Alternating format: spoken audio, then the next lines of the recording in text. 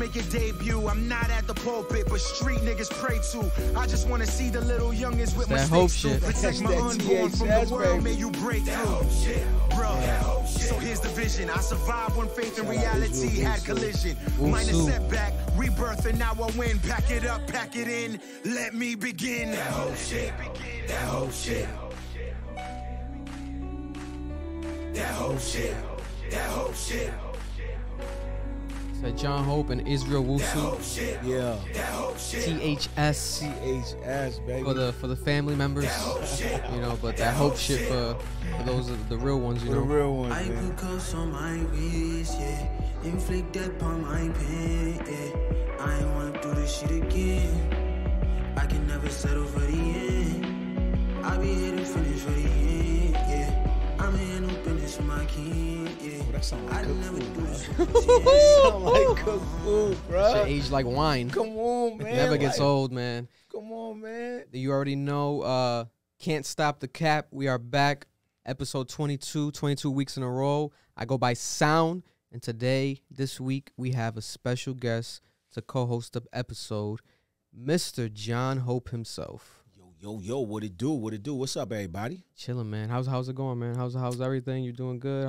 Man, I'm blessed, man. 2022 is off to a good year, man. I feel good. You know, just working, really working.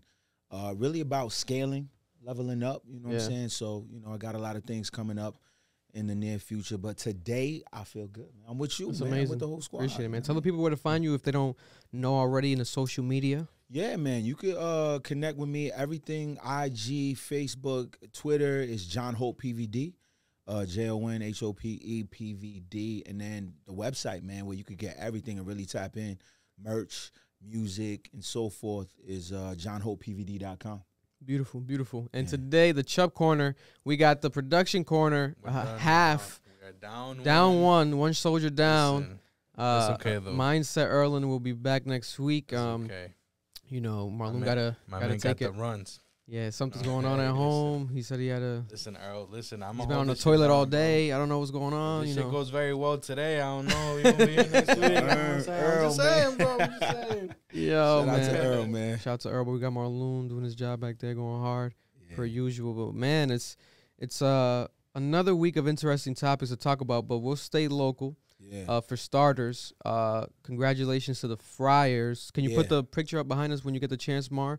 There's a announcement, breaking news. They've made it into March Madness. They're the number 4 seed, I believe. Yep. And we have, you know, John Hope is a rapper, but he's also the March Madness announcer. Not the March Madness announcer. The Providence, one day, they got to get you in all the fucking games, to be honest. You're so good at it. But he's the Providence Friar announcer at the games. That's right. Phenomenal vocal performance at everything that he does. So it's a seamless transition, I say, for you. Like we were discussing it behind the scenes before starting, like the concept of like, you know, you like, you know, when they even offer you that job, that idea, and you were maybe questioning it. But I think it's beautiful for you, because I remember first, always, for starters, for some background knowledge, for those who don't know, John Hope is a rapper based out of Providence, Rhode Island. Rhode Island, the smallest state in the country, but we have the biggest heart, the biggest passion for art, and the most, you know, underrated scene in culture, I would say. And when I was in school, middle school, Nathaniel Green, I would always hear about, you know, the rumblings of people that were making music, you know, or starting to make music. At the time, I was close friends and still, you know, friends to this day. Shout out to my brother Bouillon, King OSF, and he was bubbling, starting to transition into music and do his music. But then the big names that were already out and kind of represented the city, you know, amongst them, people will always talk about John Hope. Is this John Hope guy? You guys got to check out John Hope or check out the video. There was like a specific video. It might have been Camp Street, the black and white, black and white video that people were always talking about, right? That was the one. And I was like, yo, damn, this guy. And then transitioning now, about how many years later? Probably, damn, is it a decade? Yeah, well over a decade. We're talking, I mean, my career or just like. Or let's say that moment that people, that you've even felt like that sort of like, okay, I'm getting some recognition. Oh, gosh. I'm a rapper now. Yeah, so I would say Camp Street and Comstock, that was 2014. Wow. You know what I'm saying? So coming from that, Camp Street, you know, that classic era. This is who he is for reference for people who don't know. You know, and he's not a regular, you know, rapper. He's someone that has this influence in the city and major, you know, sort of like essence of like what Providence stands for. Like his name is always brought up. John Hope, you know, someone that I respect highly. And, you know, coincidentally, he's, you know, the voice of the Providence Friars. And at the same time, you know, congratulating the Providence Friars. They're number 4 right now. They're in the Midwest region of the March Madness playoffs. They're facing South Dakota, on Thursday, the 13th seed. St. Patty's Day. Yeah, that's true. Right on St. Patrick's Day, the 17th of this month. So, you know, let's hope that they keep going. Who knows? You know, there's always a Cinderella story. Definitely. You know, they had an amazing season this year. Yes. They were like, everyone was always talking about them. You always saw people going to the games as if it was like the Celtics game type shit. And I loved seeing that. People posting that. It was beautiful to see. Every game sold out.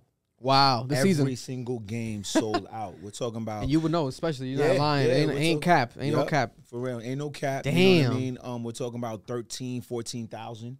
And it was just an amazing season to be able to contribute to the culture of Friartown. You know, people call it the Dunkin' Donuts Center, but we say Friartown. And to be the voice of Friartown is just like amazing, man. Where, you know, like we went national.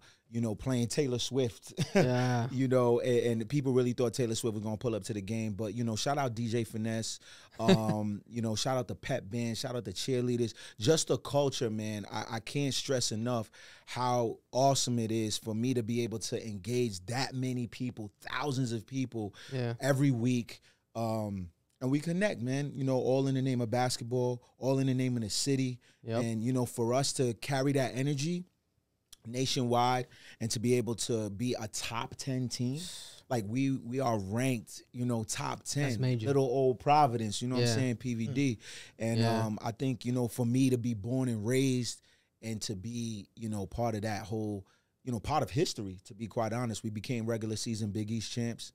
And amazing, stormed the court. Like it was dope, man. I could go on and on, man. But yeah, I'm the voice of the Friars. Man, 15 years and counting. Yeah, 15 years and counting. 15 seasons, man. Yeah. You know, that's it's beautiful, man. It's beautiful, man. And at the same time, you know, another the only bad thing, or one of the bad things in the city right now, is these goddamn potholes. We're on our way here. On, man. This is crazy. These potholes keep adding up. It's like you miss one and then 4 more pop up, and it's like, what is going on, bro? Like, and it's like yesterday was snowing. You know, because for those who don't know, we're obviously on the East Coast, right? So we have this sort of like randomization of weather selection. It'll be kind of warm, and then not warm, and then kind of warm again, and then straight brick is like, we don't know what the fuck to wear. That's New England for you, man. Yeah. It really is, man. But yeah, those potholes, I mean, they're like sunken holes, man. Like, you know what I'm saying? You know, if your tire hits one of them things, man, you got to pull over. You're Dunzo, you know what I'm saying? Check engine coming on and everything. All that, man. Everything, bro. You got a low tire, you know what I'm saying? You start panicking. Yeah. It's like you be late to shit because you got the feel potholes. that shit yourself, bro. You feel it. Fuck. Yeah, you like, hold up. And then you pause and you like, hold up, man. Is my car working? Damn. No, that shit, this shit's brutal, man. But that's the thing, man. You live on the East Coast, you got to suffer the East Coast, you know, fallacies that's gonna happen no matter what, because they're gonna pour so much salt into these goddamn asphalt streets, the concrete, that's gonna fuck it up every single time, no matter what. And they prepare, which is a good thing, but it's like, fuck, you make the road drivable, but then afterwards, a week later, so many holes, it's not even drivable. So the same drivable road during a snowstorm becomes undrivable in the summertime. It's crazy, man. And I don't know how they're gonna do it. Like, it's so bad, especially this not I-95. I forgot what this is called right here. What do you know?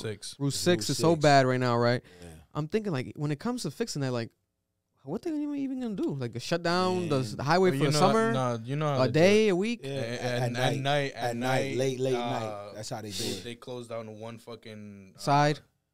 One lane, and then they work. It's usually like late night, probably like starting like 11 on. Man, you know what I'm saying? Either way, they be half-assing it either way, so it's fast. Listen, they've been trying to fix that Route 6, Route 10 connector. Jesus like, I don't even know what it is now. You know what I'm saying? No, it's bad. Yeah, that shit's so bad. It's gonna be on the history books of Providence. No, it's bad, bro. Yeah, man. It's bad, That's man. Providence for you, man. Listen, man, we love the city though. You know, Of forever, course, of course. Yeah, forever. Yeah, we wouldn't have it any other way. You know what I'm saying? Yeah, for At real. the same time, he's like, we love the motherfucking city, man. But shout out to Providence PVD listening, tuning in every week. But let's get to the topics, man. A lot of topics. We'll start with like recent stuff that I added that was kind of breaking news. So Sure. when it comes to the actual Russian-Ukraine war, I guess they finally declared the first official death from an American death. And it was a journalist. I'm going to get his name correctly here. Brian, or award-winning journalist, 50 years old, passed away. Brent Renaud. He was killed by the Russian forces. And yeah, man, rest in peace to Brent. And, you know, when it comes to being a journalist in this type of situation, it's pretty crazy. Like, he was award-winning. I think it was a part of Occupy Wall Street. I don't know if you ever heard of that documentary years ago. Yeah, I remember that. He was a part of that. He worked for New York Times, worked for Vice News. And these, you know, these job positions, they don't pay very much, but it's like something that you kind of do for the passion of it. Yeah, it's a passion project. It's a passion. Man, like putting your life at risk. Yeah. Like, I think he was doing a documentary right now. But I think he was there. Correct me if I'm wrong in the comments, but I think he was there before the war kind of started. Like, they were already working on something similar to Sean Penn, who's been there, the actor. He's been there for a while doing a documentary like on Ukraine. But just in general, obviously, let's pray there's no more deaths that are not reported, right? Because that's the thing with this type of situation. There's so much fake news and like covering up of deaths and this and that. Right. So there could have been more Americans who passed away that we just don't know of. But officially, this is the first American death, and he happens to be a journalist that worked for the New York Times. So it's gonna be interesting to see now if this creates any sort of like blowback, how America's gonna respond, how if Biden is gonna like, you know, obviously see this and now what's he gonna say about it. Because God forbid that's the spark that lights the actual world war type of situation, American involvement. But as of now, there hasn't been no full-on American involvement into this war. Yeah, and I haven't seen any like statement, you know, like setting around the young man's death. And what's interesting, like you said, he wasn't on assignment. Like he wasn't, because you know he does work for the New York Times, and New York Times actually posted that he wasn't on. This wasn't a New York Times related activation. So it is interesting why he was out there, if it was a documentary or whatnot. But I mean, those types of positions, man, you know, they full well know what they're taking on. You know what I mean? When you're a journalist, when you know, because that's their passion. They want to document what's happening in real time, and that's the cost. You know, that's the cost. You know what I'm saying? So, you know, shouts out to, you know, condolences to that man's family. Yeah, man. You know, I don't know if he was a father or whatnot, you know. But I could imagine, bro. God forbid your family hearing this news. You already know he's in danger, possibly. It's so scary. And then you get the actual news, like, damn, this happened. And I think they were at a checkpoint. So it was a couple, probably like in my head, I'm looking at it, probably like a Russian checkpoint where like they're checking cars type shit, almost similar to like when you go to like the border, like in Mexico or Canada. Yeah. And he was taking photos from his car, Brent. And supposedly the Russian forces thought that he was doing like espionage, like he was like a spy or something. Like, why is he taking photos? But he was just taking photos to take photos. He wasn't like, you know, he's not a spy. He's just a journalist. So, but he got killed in Ukraine. Yes, in Ukraine. So what fucking espionage is going to be doing in Ukraine? Yeah, that's the thing. You're not in Russia. You know that's what I'm the saying? Thing. The Russians are going to do what they want. People got to understand, like that what's different, like the way we receive media, we're not liked. Yeah. Americans are not liked. Yeah, like you know what I mean? We're laughed at. Like all the time. Like we are not like, we're French fries. They look at us as French fries, cow eaters. Yeah. So you go in these other countries, man. You have to be mindful of whatever the cultural climate is. You can't can't be, you know, I'm not trying to, you know, dismiss or devalue this man's death, but you coming up in a spot that's extremely hostile and you taking pictures. Yeah. You better know what you're doing.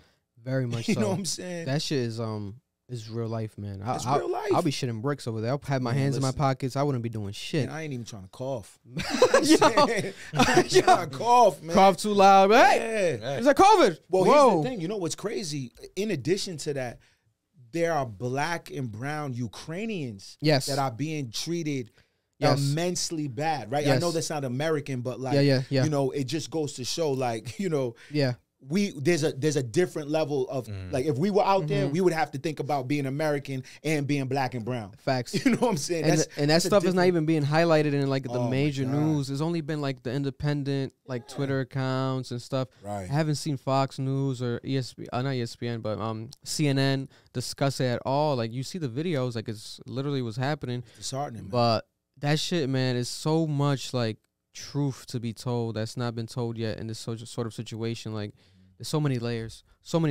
And I think there was another guy that was with Brent that was like a photo guy, but he got shot, but he didn't die. He's still alive, so he lived to tell the story of his friend. Wow. So, you know, prayers, man. God bless. This shit's real. Innocent bystanders are being killed. We already saw and heard of it, but now the first American death officially happening during the Russian and Ukraine war. It's nuts. It's nuts, man, but we'll keep you guys updated next week, hopefully. You know, God, who knows?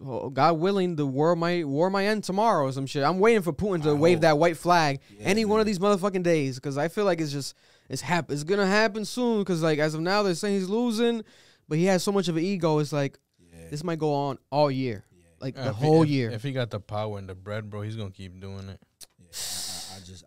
I hope that they stop this, man, because you know we're talking about civilians, man.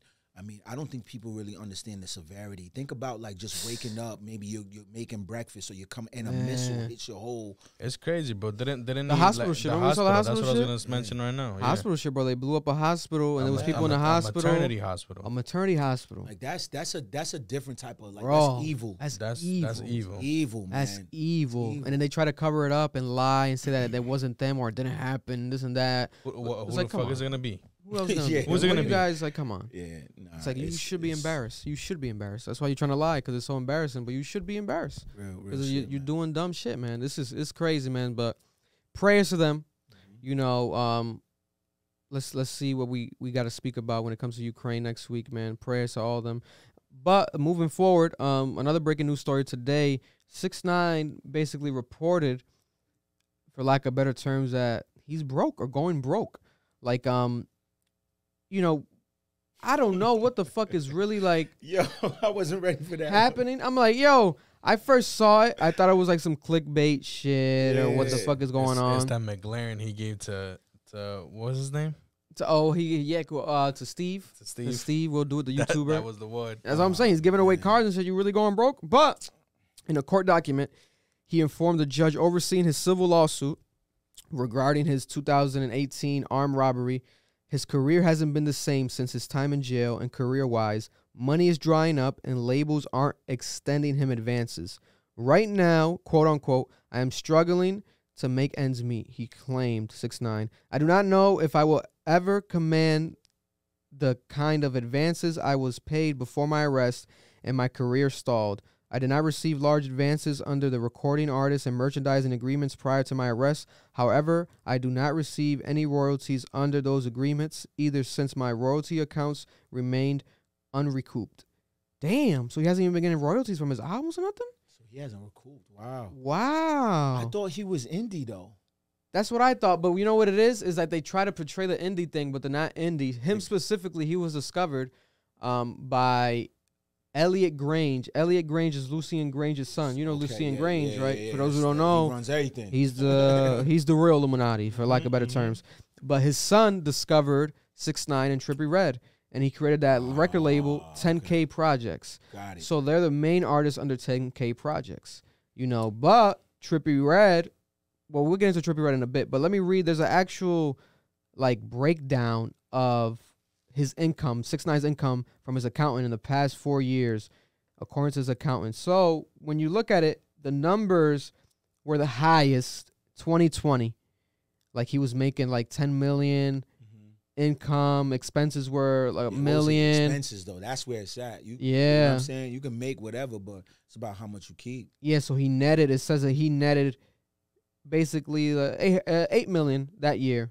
8 million. And since then, in 2001, he was in the red for 300. 2001? And 2021, my bad. Imagine going back in time with it. My bad. In 2021, he was in the red for $384,000. And now in 2022, this year, in 2 months, he's only made $20,000. They're saying. I mean, he's probably not touring as much, right? Because his stock, especially now, I mean, he's like a walking leper. You know what I'm saying? Nobody really jacking that. No one wants to anymore. touch that. Nobody wants to touch that. No one wants to touch that. That's crazy. And then his overhead, man. I mean, the security, really. He has to pay for like security. I feel like now since it's been a little quiet though, he could probably hit a little comeback. My thing is this. Come back. Cause I don't feel like, he's been like in bullshit lately. He hasn't been. He's been like on a brighter side of things. Like he's been trying to do like he has a dope relationship with this YouTuber that we talked about, Steve. Steve will do it. He's from the Nelkboys. We'll get into the Nelkboys later on today. Yeah. But he, he's been forming this dope relationship with them, and like they're showing like almost a more human side to him, not a troll side. Maybe he might become a Nelkboy. That's what he's got to do. Yeah. But I'm shocked that he hasn't done nothing like that, because he would create the content all the time for his Instagram accounts. Right. It was like, bro, transition that into your YouTube vlog style, but maybe at the same time, he has to protect where he's at. He can't be giving his public, day to day. Right, yeah. Because maybe, obviously, motherfuckers is allegedly trying to kill him. We saw the Little Reese. He had all the gangster rappers at the time, or like not even gangster rappers, because they weren't even really popular. Little Reese and what was it, 600 Breezy or 600 Breezo? 600 Breezy, right? FBG. They all were like hopping on Instagram live and like showing the actual guns and like live threatening him. Like he got them to that point. That's how strategic his diabolical like trolling be. Yeah. But then now it comes to the time where it's like, obviously no one's touched him, and God forbid, I don't want that to necessarily happen. You don't want to see somebody die. He did what he did, but it's like at the same time, I guess, you could chuck it up to him being ignorant, whatever. But he put himself in that predicament. So if it were to happen, it's like you reap what you sow, right? Yeah. Mm-hmm. But as of now, he seems to be safe, Musically, he tried to come back, didn't work. Mm-hmm. So it's like, as safe as you may be or whatever, I think that's the thing that and especially in this document, that's what's basically pointing out. His bread and butter is his music. If you're not hot, you're not hot. And if you're not getting royalties, especially, you can't live off your music that was hot. Yeah. So that's the thing. He probably thought maybe I'll be good because my shit is. He's probably still streaming. If you check Spotify, it's probably still 50, 60 million streams a month. But if he ain't touching that. Yeah, he's not recouping. And if he didn't recoup, especially, they don't want to even invest in him no more. They're probably that was a little wave, bro. That was a little wave. His shit ain't nobody really. Yeah, nobody checking that. Nobody jacking that. You know what I mean? And that's I think crazy. Culturally, more than anything, I just think culturally he's not relevant. He's not. You know what I mean? He's just not relevant. I don't think. I just think he should become like a YouTuber and create content in that way.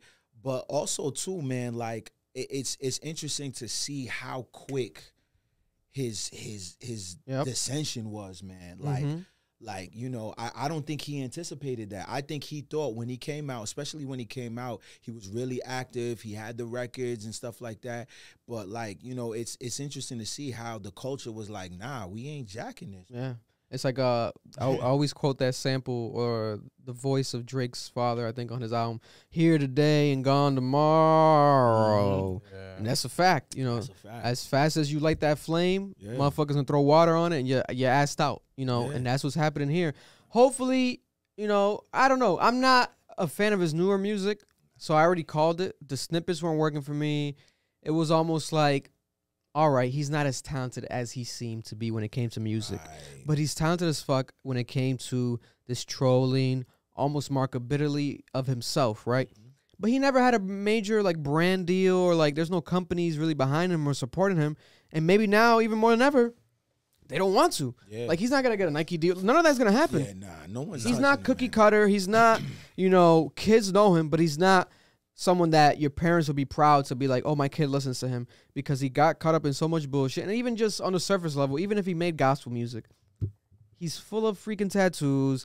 He has the colorful hair. It ain't gonna work, man. It's not gonna work. He wears like a very aggressive grills with colorful, just is not gonna work for that crowd. It ain't gonna work. Us, we respect artistic value, so we see the artistic side of that. But a stereotypical, like confident, like bag getter, like a Drake or something, they're more likely to get that sort of sponsorship deal that is going to give them that, you know, they don't got to worry or make claims like he's doing now in court. They don't got to rely just on music. Right. They can rely outside of their music.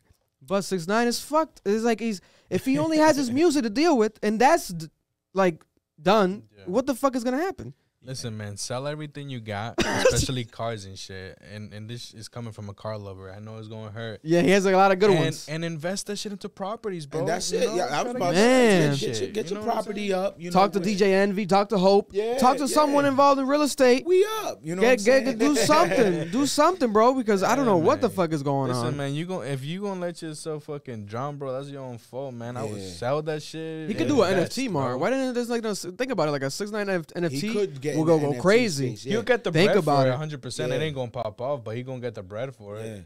100%. I think you know what's crazy too. It goes to show about fickle fans. His fan base was super young. Yes, so they didn't really grow with him. They hopped onto the next thing. You know what I'm saying?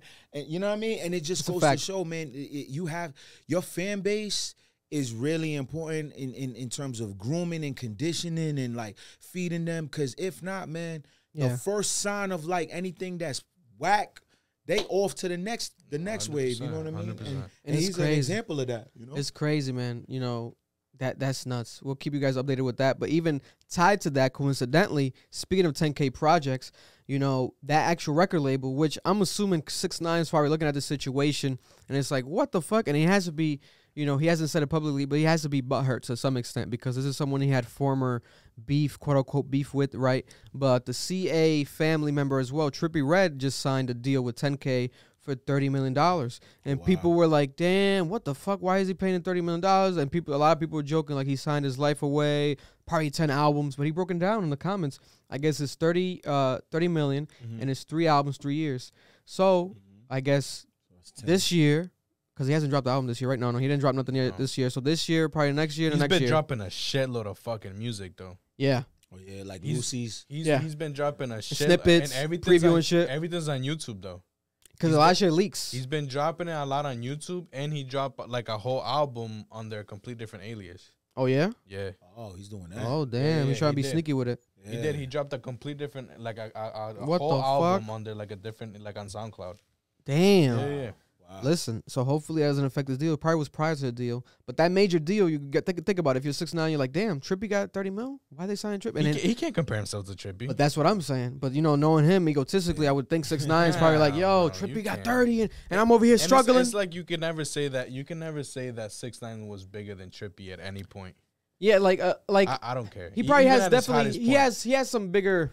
Nah, but Trippie does have that big song with X, the Fuck Love. That's like Diamond. I think it went Diamond. I don't think 6ix9ine has a Diamond record. Diamond. Yeah. Maybe he has multiple, like 6ix9ine, because I was looking at his YouTube analytics coincidentally like a month ago, and his videos are crazy. Like he has one where I think it's a song with Anuel that's like a billion views, like 1 billion views. I was like, oh my God. Like he literally reached that point of 1 billion views. How real is that though? I'm hearing I that's heard the thing. That he bought a lot of that. Well, that's the thing. It was seen on that, what was it? One of the most recent tracks. It was like in like a few hours he had like millions of views. It was like it showed like that's cap. Yeah, that's true. Yeah. That is true. But yeah, I would agree, like especially artistically, I've always preferred Trippie's music way more. Like, there's a ton of difference, bro. There's a clear difference here, and Trippie has that sort of like longevity type of thing. Like right now, he has this sort of new sound. It's called hyperpop, and like it's almost like creating a whole subgenre within rap. Now people are doing that sort of sound that he cultivated, especially with that major song he dropped with Playboi Carti, the I can't see it, man, thing, but my. And that shit blew up. And then every time people hear that sort of like heavy bass beat, they equate it to Trippie. Oh, so now it goes to show you he is technically worth the $30 million. You know, people gotta. He's worth it, bro. Especially if it's only 30. Think about it, which we're gonna talk about later on as well. But when it comes to these record labels, how much money they're making, like $30 million, they're probably gonna make off of him what?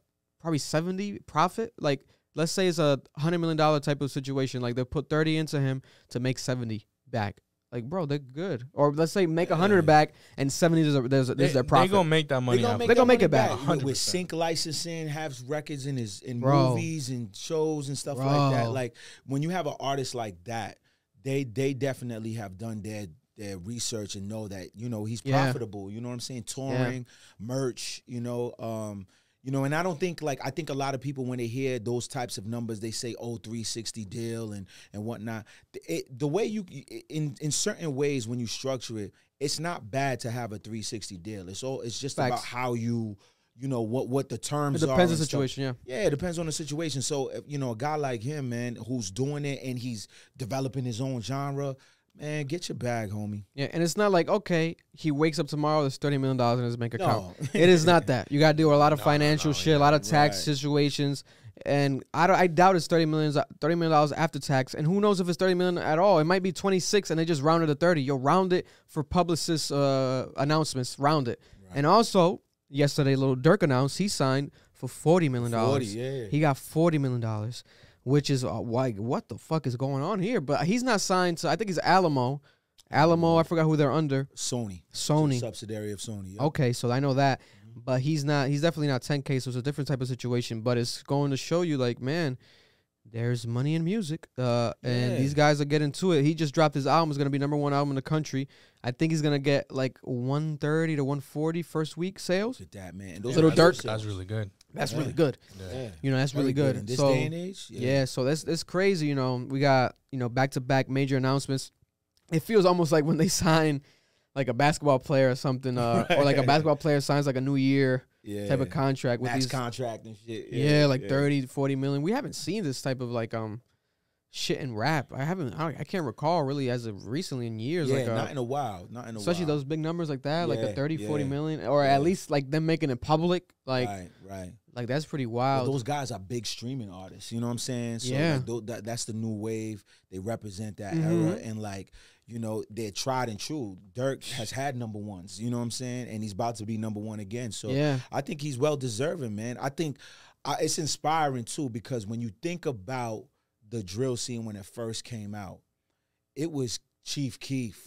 It was, you know what I mean? You got, like he was in the mix. Yeah. But the way he, you know, he had the Def Jam situation, didn't quite work out, was rocking with French Montana. And the way he was able to kind of revise and revamp himself. And now he's like, he's the voice. You know what I'm saying? The voice of the hero. The voice of the streets. He Shout really out is. to Durk, man. He really is. Sought after. I mean, I saw a clip too on another platform where he talked about what the Drake feature did for him. Oh, yes. You know what I'm saying? Yeah. Shout out to Gillian Wallow, the $1 Million Worth of Game interview. Very classic interview. Mention it, you know, I don't know, 100%. That's always love. I hope they mention us. Type, you know what I'm saying? What Legendary. Up, Wallow? What up, Gilly? Wallow needs a Nobel Peace Prize, to be honest. Wallow is I like, mess with him. I fuck bro, with him Wallow heavy. this is different. But that interview also showed you where the $40 million investment could be a low ball, because he's saying he has like 6 songs with Drake that he just hasn't dropped, and he calls it insurance. Like, for him, it's like insurance, because he knows he can drop those, and like if he ever is cold, he could come back. Comes back, yeah. And it's like, bro, 2 of those songs probably make the record label the 40 million back already with just 2 of those Drake records, because I doubt it's trash. They're obviously going to be instant hits. Aside from that, you got dope music videos with them. Drake's probably going to do his thing. It could be a comical music video, or like how they did last time, Laugh Now, Cry Later. Had a whole like rollout for that one music video. It's a big-ass Nike commercial. My God. And coincidentally, you can argue that Durk kind of ended like 6ix9ine with that one line, please do not play in that little boy in the club, because we do not listen to Rats. Yeah, man. No one played more 6ix9ine after that. So it's like full circle moment. Now he's getting a 40 mil, and it's like, yo, it's dope to see. It's dope to see. And because I think there's situations where it's like, if certain artists were to get certain bags, I can be like, they don't deserve that, or that's fishy. Nah, but Durk. But these situations is understandable. It's understandable. Like Durk Durk and Trippie, those are big dogs, and Durk is like probably the biggest right now. Who's like the biggest rapper right now? I would say Durk. Probably Lil Durk. I would say Durk. I would say Gunna had his major moment top of the year with that album being more successful than people expected, and the major 2 hit songs. He did it without the Drake song, and then he added the Drake song later, and that still caught steam. So, but I feel like Durk, especially presence, is Lil Durk right now. Consistency. This is Lil Durk right now. Yeah. Now he up. There's nobody hotter. It's his time. It's time. Everybody has their time. It's his. Man, that shit's crazy, man. But shout out to Lil Durk. And speaking of Lil Durk, he dropped that new album, like we were just saying, 7220. Have you guys listened to the album? You listened to the album, Marlon? Not yet. Not yet? I listened to some of it. Some of it. I rock with it. It's hard. I like that album. It's hard, man. I like that album. I like that album, man. I'm making some arguments for it being potentially his best. I gotta re-listen to it more and more. A lot of people debate. You know, they think The Voice was his best. To me, The Voice was good, but like this one, it feels like more cohesive for me. Yeah.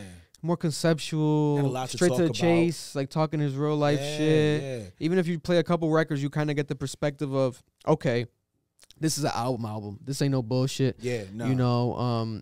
You know, in the midst of the beef, because he does have the fucking beef ongoing with NBA YoungBoy, so he has that situation. But in the midst of that, this is a good project. I would say check it out. I like the joint with Future. I like the joint with Gunna. Oh yeah. Oh my God! What happened to Virgil? What happened to Virgil, man? You had me thinking still. I'm like, right? Yeah, right. It put me in crazy. I'm like, what happened to Virgil, man? That cancel. That shit was crazy. What the fuck? What happened to Virgil? And I like the fact that he addressed like he was very open. I mean, he always talks that pain. Yeah. But it was interesting because, you know, like I was saying before we went live. Yeah. You know, I can't think of another artist who has had that much trauma in recent years. Facts. Back to back, getting shot at, someone coming up in his crib, you know, King Von, his brother, all within like a year span. And for him to keep pushing, you know, you could tell that the music really is therapy. 100%. You know what I'm saying? Like he tapped in from the intro. You know what I mean? Yeah, 100%. And it goes to show too, like, yo, you got to go back to what you know. Like in the midst of everything, this guy's $1 million guy. He said, yo, let me go back to Grandma's stoop. Yeah. Give you this 7220. That's beautiful. You know what I'm saying? That's like facts. He went back to the trenches, what he knows, and you feel comfortable, and you can hear the comfort and the confidence in everything. You Hell yeah, man. He's like, he's seeing it. Like right now is his time. Like it's crazy. It literally is his time. You know. But shout out also to Benny the Butcher who dropped Tana Talk 4. Butcher coming. The very very anticipated project by him. I think this is gonna be the last project before now his debut like record label. I think Def Jam, major album coming. I think bottom of this year. But Tana Talk 4, man, very very strong album. Have you guys did you listen to it at all? Tana Talk 4. I did. I rocked very with it. Strong project, man. It was dope. It was dope. I think for me, my only critique is that I have no problem with the drug talk. Drug talk. It's just the sonics, man. Sometimes it gets a little monotonous. Yeah. So if you look at Pusha talk that drug talk, but it just sounds like he does it in different ways and stuff like that. Yes. Yeah. So but you know, I'm not a big Griselda fan. So I'm only listening with a specific ear. Yeah. But so I get it. Maybe for the diehard Griselda fans, then Tana Talk is definitely for y'all. But I think for me, like, I don't know. There was a time, sometime during the album, like I was like, this is kind of the same. Yeah. No, I like that. It's a different perspective than the usual perspectives. You know, I like that. It's true, man. I can see where. I definitely, when I was listening to it, I had to like adjust the treble, make sure like the treble was a bit booster because like there was like a very strong production, like heavy, almost like it was kind of hard to hear his voice at certain times.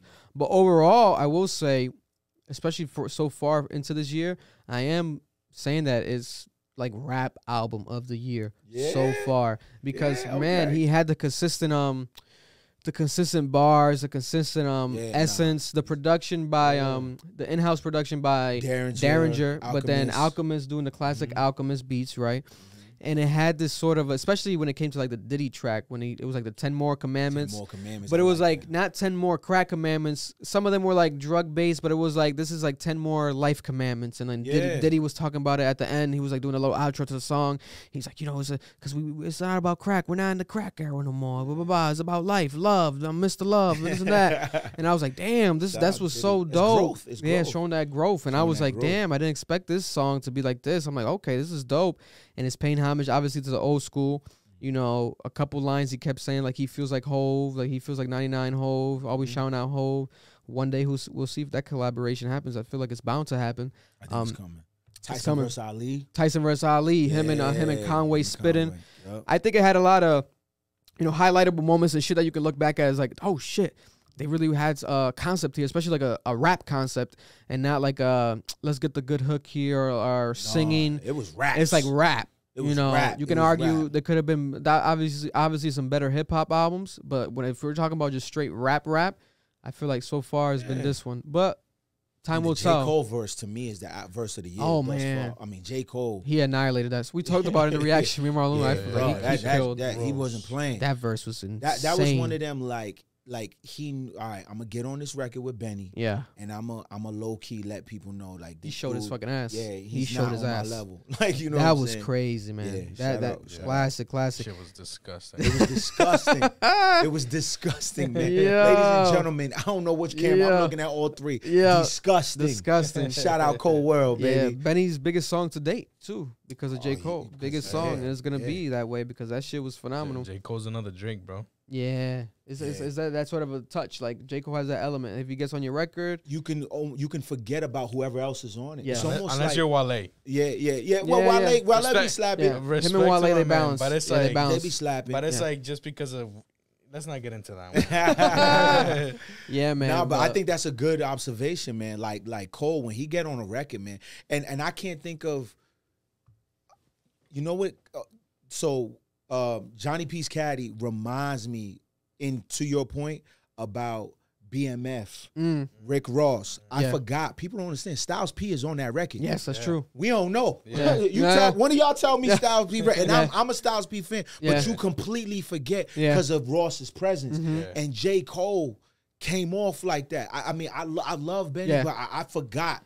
No, facts. We said it. People were biased because, like, if you're a Benny fan, you're gonna be biased. But J. Cole had the better verse, in my opinion. Obviously, to me. But man, it's an interesting year, man. We'll see until Pusha T, Freddie Gibbs, they haven't dropped that album, so who knows? If time will tell, who has the real rap album of the year. We gotta let the year happen. But I would say it's been a beautiful, beautiful year. Start of the year for music this year, man. Like hip hop has been, growing and growing and growing.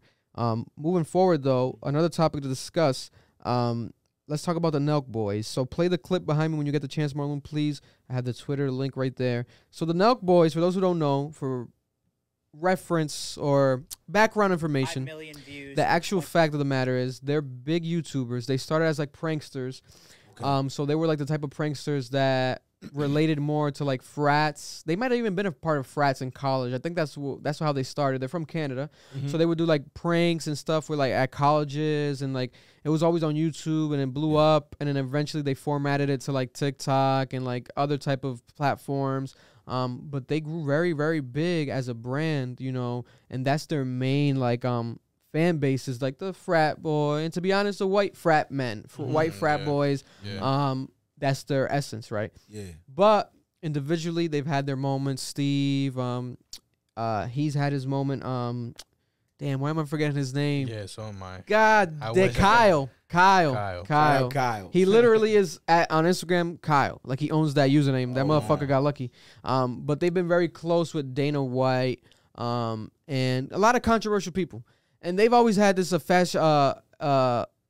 affiliation or like just fanism when it came to Trump, especially Steve. Like Steve loves Trump and like this whole sort of situation. And I've always like, that's sort of been like my only like thing with them is like, damn, like you guys could be so influential and like so like, because they have such a major fan base, especially now during the Canada stuff that we were discussing. Like they're Canadian and like it's clear in their accent. But they never discussed nothing about the Canadian like truck convoy. They didn't nothing. I'm like, yo, you guys could have been so influential, but it's like they stick to what they know. Right. That's why they dropped alcohol, because they know they could sell alcohol, because like they're the frat. They stick to what they know. So you got to respect them business wise, right? And one of the biggest, if not the biggest, business play they've made was actually landing an interview with Donald Trump. It got connected with Dana White. So like I said earlier, they're friends with Dana White, the UFC CEO. And Dana White, for those who obviously don't know, is one of Trump's close friends. And I guess they hooked it up. It was a surprise interview on YouTube. It appeared. I was like, this can't be real. I thought it was fake. You click on it, and it's a real interview. But within 24 hours of the interview being up, I think even less than 24 hours, we have Kyle posting this video. Press play real quick. So 5 million views in 24 hours. YouTube has just deleted our Trump podcast episode. Look at that. Trump was right. Trump was right. And he says Trump was right because if you watched, look at this is the claim and stuff. Yeah. We've seen that a couple of times. Yeah, we've seen that a couple of times. Misinformation. Yeah. Their policy was we think the video violates misinformation. We remove the following content from YouTube. Yeah, that's whack. Yeah, so when it comes to this situation, it's okay. There's a couple sides to it. First, for starters, Trump did say during the interview, I watched the interview, he did say, like... it was going to get taken down. Yeah, and especially at the end of the interview, he kept kind of pressing that, like, hope you guys are ready, like, and they thought, like, he was like, they were like, no, it's not, we'll be fine, it's going to be up. He was like, no, when it gets taken down, prepare for yourselves. What if he was the one who reported the video and got it taken for some down? clout? Oh, man. Hey, man, listen. Hey, that would be horrible. I wouldn't put it Trump, past. bro. Yeah, that's real shit, man. Because it's going to, hopefully not, but that would obviously, if I'm him, it would be a dope play to be on some, like, you know, portraying his agenda, which is a true agenda to some extent. I agree with the censorship. Censorship, yeah. That's been happening. Yeah. Right now, we dealt with it when we spoke about the COVID situation, right? Yeah. Which we can't even say that word, it feels like anymore. No, with the whole vaccine shit and everything. Oh my, we were talking about that, and the video got taken down on YouTube, the podcast, and I was like, holy shit, I had to re-edit it and put it up again. I'm like, wow, what the fuck is going on? Yeah. And then again, Trump here, he was discussing COVID, and he also was discussing, which I think kind of probably was more of the issue, the voting situation, where he was still claiming that it was a false vote, or the poll counts, that was still inaccurate, that he should have won. He was still heavy on that. Still on that shit? Still on that shit, right? My bad, It was like, you gotta let that go. In my opinion, you gotta let that man. shit go. Surrender. Let that shit go. Like you can kind of pull a couple strings of the other ones, but that one, let that one go. The only thing I seen from that video and shit is like him talking about if he was president, the shit with Putin happening right now wouldn't happen. Yeah. What y'all think about that? I mean, man, I wouldn't trust he operates in a much more emotional state. Hell yeah. So I think he jump out the window and do some shit that would affect this country 100%. in a very major 100%. 100%. When he said that shit, that's just straight out of his ass type shit. Yeah, and it's like at the same time, it's like you're gonna say that to like appease, I guess, your crowd, or like what if, but it's not what if, and it's not, it's not possible. You're not the president. Yeah. And they even told him, like, what if you were to call him right now? Like, can you call Putin to like kind of help the situation? And it was like, done some work with Putin. Like, yeah, they have a relationship. They have a relationship. So they were like kind of saying like, maybe you can trying to help the country. You can kind of, you're not the president, but you can kind of, can't you call Putin? And he was like, no, like he didn't want to get involved. But it's like, damn. So, but you still are, former presidents still have influence. If you still claim yourself to be represent this his friend and everything, that's and your friend. Shit, like you kind of could do something, here. right? But I don't know. Was still dick riding shit though.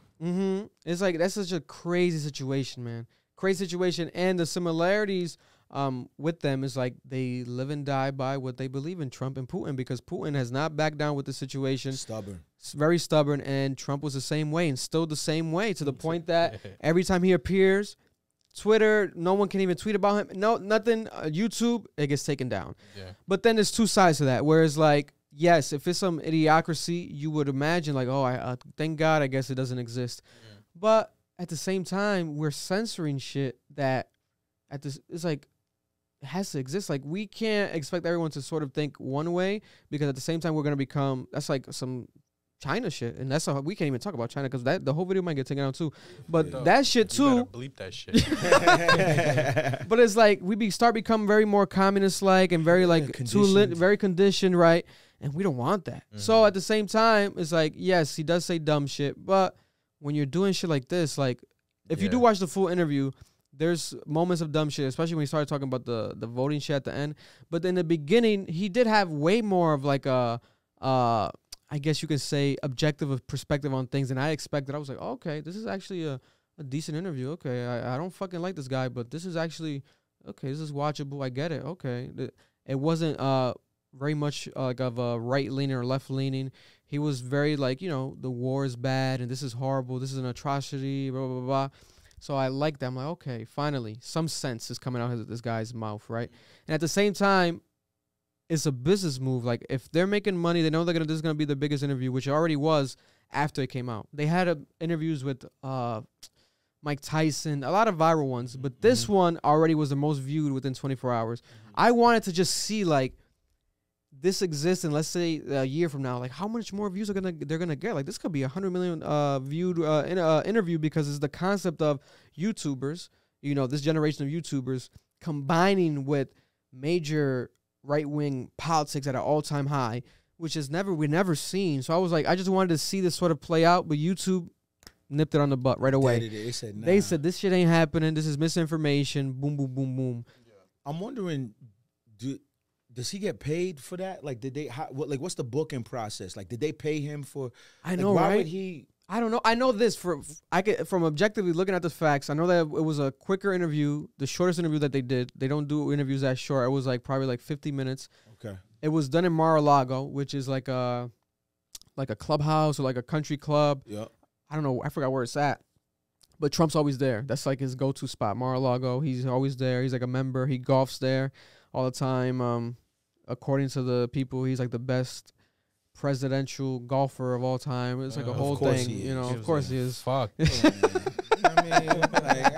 mean, he's the Tiger Woods of presidents. When it, man, we didn't know this. Sign him. God bless, man. God bless. Yeah, Jesus but Christ. it's like, so they went to him type shit. But I doubt they, you know, or maybe if they had to, I'm pretty sure they probably didn't mind. Like, oh, we'll split the revenue with you, Mr. Trump. I know that the guy that we were talking about earlier, Steve, the YouTuber that's friends with 6ix9ine, that gave 6ix9ine a car, right? He gave Trump a watch. And I got to check if that vlog is still up. He did a vlog. Well, he likes to give watches away. Yeah, he gives away shit to people, and he gave I'm Trump. Still waiting for mine. Yeah, he gave Trump $100,000 presidential watch, like from the factory, like an actual real deal, you know, Rolex. And Trump was like honored, like, what? This is real? Like, well, I appreciate it. Blah blah blah. And then Steve, the whole interview, Steve didn't say nothing. He was quiet the whole interview because he was so like fanboyed out from Trump. Like he was like, he didn't say nothing. But at the end, he got the balls to like finally, all right, let me give him this watch I bought him, which I was like, oh my God, what the heck is going on? This is so bizarre. It's so bizarre. Bro, it's so bizarre. But hey, man, to each their own. But it's so crazy, right? This moment happened, and now it's erased from YouTube. But for those who are interested, it's on, I think, fullsend.com. It's like their merch site. You can watch it for free. Because they created their own almost like Patreon or like OnlyFans type of thing, Nelkboys, like on their own website. So you pay for content, which is dope, but it's like, I was like, damn, but they're going to make people pay for the interview, but the interview's free. That's the one free thing on their website is the interview. Wow. So you can watch the Trump interview. Get mad views. Yeah, they know. They know. It's like, you know, dope. They try to silence us this way. Let's do it, put it over here. And, you know, I respect that, man, when it comes to, like, you know, ownership and the whole business mindset of that, you know, because I would want to see, like, a more, like, I wouldn't want to necessarily see them interview Trump, but they did. So I was like, okay, I guess congratulations to them. So let me kind of check it out. But when it came to the idea of, like, a Trump interview during this time, I would want to see someone that would be like combative towards him or like give him the hard questions, you know, because we have this sort of era right now where, you know, people are coming to realize like, oh, I won't agree with the statement, but people say it a lot online. He wasn't as bad as we thought because Trump, they don't like Trump, but they got to more realize it's just like, it's politics. No matter who's in office, there's going to be some bullshit that's going to happen. Right. So that's what you got to realize. Yeah. It's going to be inevitable. It just depends which person you want to serve you this bullshit. So you got to pick, right? And at the same time, it does matter because someone can give you more bullshit than the other person. Yeah. You know, it depends how much bullshit you can suffice, right? Mm-hmm. So now we have this energy of people almost like when someone gets canceled and they kind of have like a comeback, like a afterlife or a second life. Mm-hmm. And Trump is kind of having that energy, especially online. People were like, they kind of want him more, like, oh, he wasn't that bad, blah, blah, blah. Right. Like this sort of like fanism growing back for Trump. Yeah. I think people are having like just bias, recency bias. That's a good. Recency bias. It's like, you know, this dude was bad.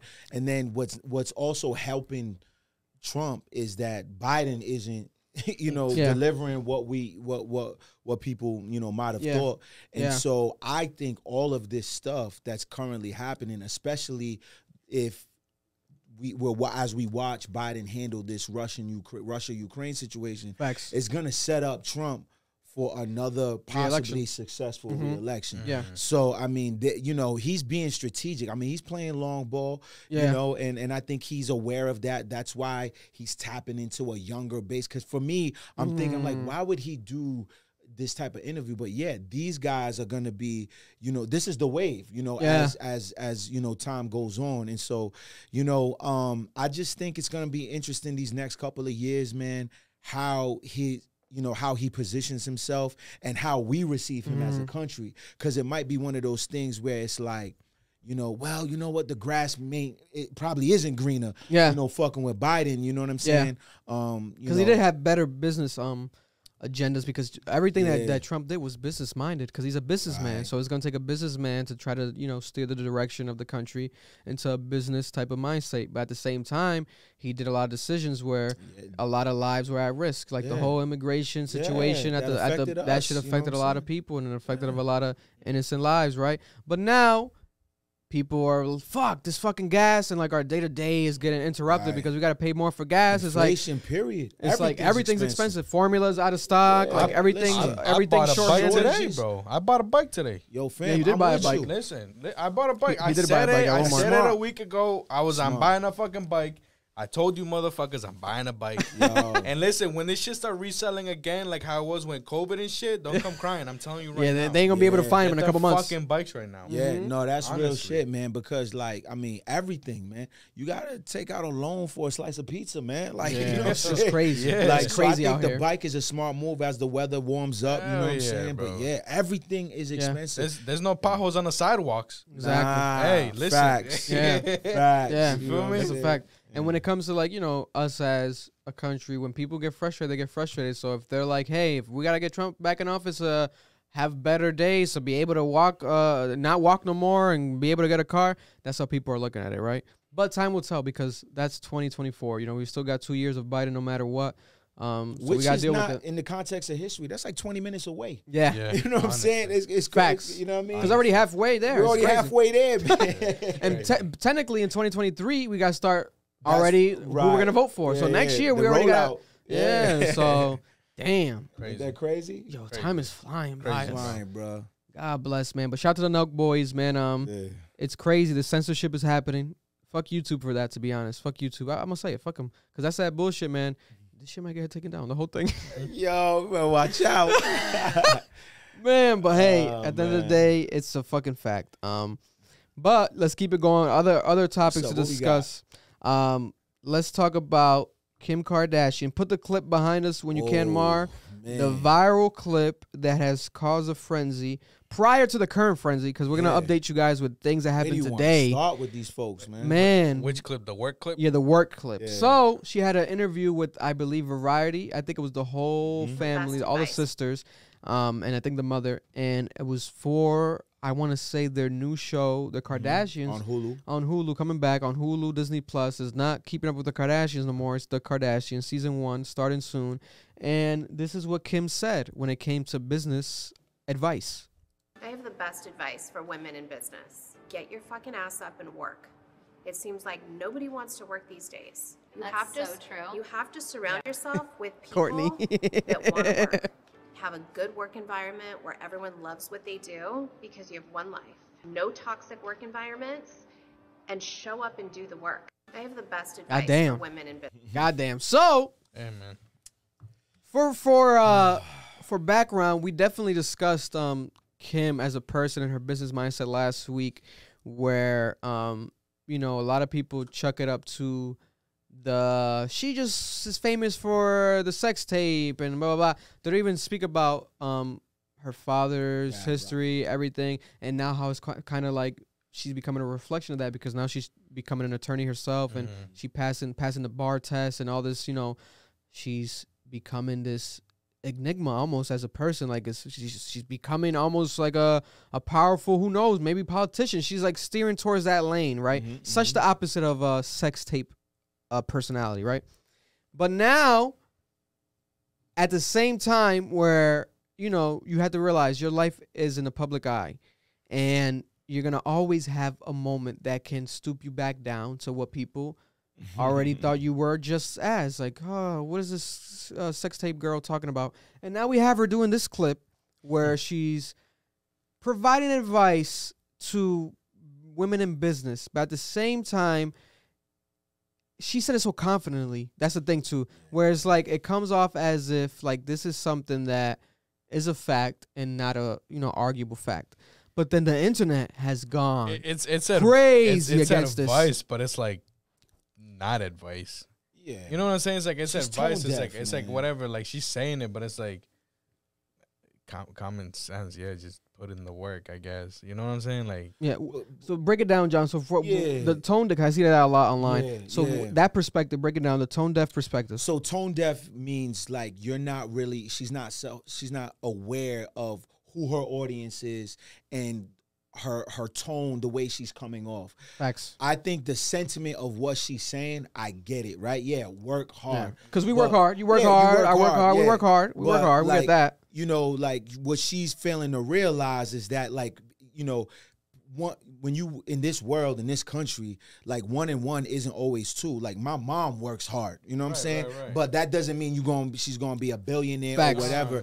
And like connections. And there's connections. Like, there's so much. There's so much that impacts it. So for her to say that, especially coming from a place of wealth, like people don't understand, man. The amount of privilege that she has, in this room can't even understand it. Like she's in a different type of a world. She can do whatever the fuck she wants. Literally. That's not. You know how people say, hey, "I'll do whatever I want." She can. Like, she literally for can. real. She can move the needle, which is why she's trying to get into. You know, I applaud her for the prison reform and stuff. Oh like yes, that. that's true as well. Yeah. So it's not that she's not working hard, but it's like, yo, if all three of us are in a race. And my starting point is back there, and your starting point is here. And you tell me, yo, you got to work hard, Hope. Like, you know what I'm saying? Well, look where you starting at. You know what I'm saying? That's valid. So that's very valid. People like she doesn't really understand like who her audience is, and I just think that she could have said it in a way that wasn't so I guess offensive. You know what I'm saying? Like I'm not a woman, so but I didn't find it. Yeah, I just thought it was just ignorant. Like, like of course you have a sex tape, your mom, like she's not just a Kardashian, it's an entity. Yeah, like she's a whole entire corporation. Yeah, come on, man. So yeah, it's true. It's true. It's very true because that's almost advice that I would see much more like a young YouTuber or a TikToker saying, like, work hard, blah, blah, blah. But then someone of her capacity, it's like, I feel like she would have been better off from it. You would want more from her. Like, give you the cheat codes. Or just be like, follow your passion or something. Like anyone can tell you just work hard, bro. Yeah. My grandpa, my dad, my uncle, they can tell me that shit. Like, all right, cool. You know what I'm saying? But it's like, fuck. Like, imagine going to Kim Kardashian seminar. Okay, well, everyone, pull out their notebooks, guys. Write it down. Okay. The tip of the everything right now. Work hard. The key to life: work hard. Okay, we got it down. All right. Yeah. Water is wet, motherfucker. Fire is hot. I've been working kind of medium. I guess I gotta work hard. Yeah, you're right. What I'm saying? It's like, come on, bro. Come on. Yeah. And working hard for that's just like for everyone's is just so different. It's very different, It's so different. It's like everyone has their limitations. And when it comes down to just like the resources they have and everything. Right. It's like, come on. Like, because I agree. It's very definitely. That shit. It's definitely tone deaf. It's definitely It's like but I'm definitely not on some like what, bro. I'm telling you, online. Oh my God, bro! You search it on Twitter. Just search Kim Kardashian's video. She was getting killed. Oh my God, this motherfucker's going. There's like a whole trend right now of TikTok. Like you go on TikTok and they make like 2-minute rants on TikTok. People coming at her, think blah, blah, blah, blah. And it's all types of races, older black guys, younger white women, everything, everyone. But that's the thing. It's like your influence is power. I'm happy they can get the little fame off of it, bro. Yeah, that's the thing. I like that because it's something to talk about. Yeah, because within these rants and stuff, there's a lot of dope insight within it. A lot of jewels that they drop, perspectives that it's like, damn, they are valid with that. Okay, damn, that's good points, good points. And it goes to remind you, like we said earlier, she can open any door that's locked in this world. This opens for her. So God bless you, Kim. You just needed a PR meeting that day that you skipped. Or maybe she woke up on the wrong side of bed that day. Maybe someone literally told her that morning, you don't work hard enough. Right, and she was like, "This bitch, I work hard." And then right when they asked her during the interview, they're like, she seemed kind of tight. She seemed heated. See, that's what I'm saying. That's what it was. Yeah. It seemed like she was talking down. Yeah. To, like, it's like, yo, come on. Like, you know what I'm saying? It's like her secretary, some shit. Kim, you gotta send me these things before 9. I'm telling you, you gotta work hard. You know what, bitch? I'm a fucking dog you shit in this little thing interview shit. Someone told her, bro, you ain't working hard enough. And she was like, fuck it, let me turn it up. So that's crazy, right? And that was major. So that's already one tidbit. Yeah. But aside from that, we have her not breaking news. It was obviously, her and Pete. That's been a relationship. You've seen them, paparazzi photos. But then she posted herself for the first time 2 photos with him publicly on her Instagram. So it's like, whoa. And then that became now the headlines and everything. And then someone made a good point online where it's like, oh, shit, she's smart. She saw the work hard. Shit didn't work. So she's like, fuck it. Let me drop these pics because this is also my life. I am dating this man, but they haven't seen me, like, announce it type shit. Let me throw them this food now. They can eat this up. It's strategy, man. It's strategy, man. These motherfuckers, the Kardashians, are very, very smart when it comes to business, And what's crazy about this photo specifically, if you aren't watching on YouTube, check us on YouTube, watch it to understand it more. But the one of her sitting on the floor with Pete, the floor, someone broke it down on Twitter. This photo was photoshopped because they saw this photo already existed and they were like in a hotel room.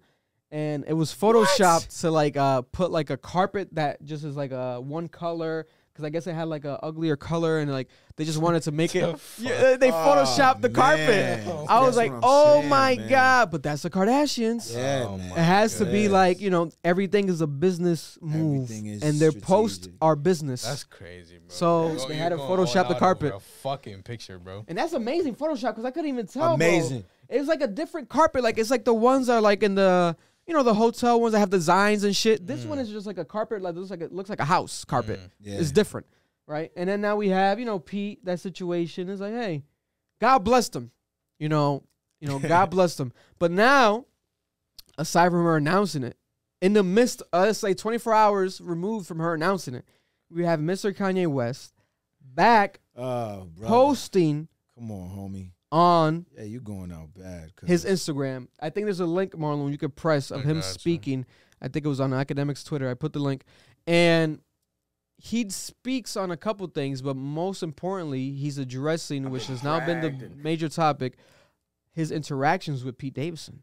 Pete Davidson reaching out to him and like, let's hear Kanye. Let's hear Kanye talk.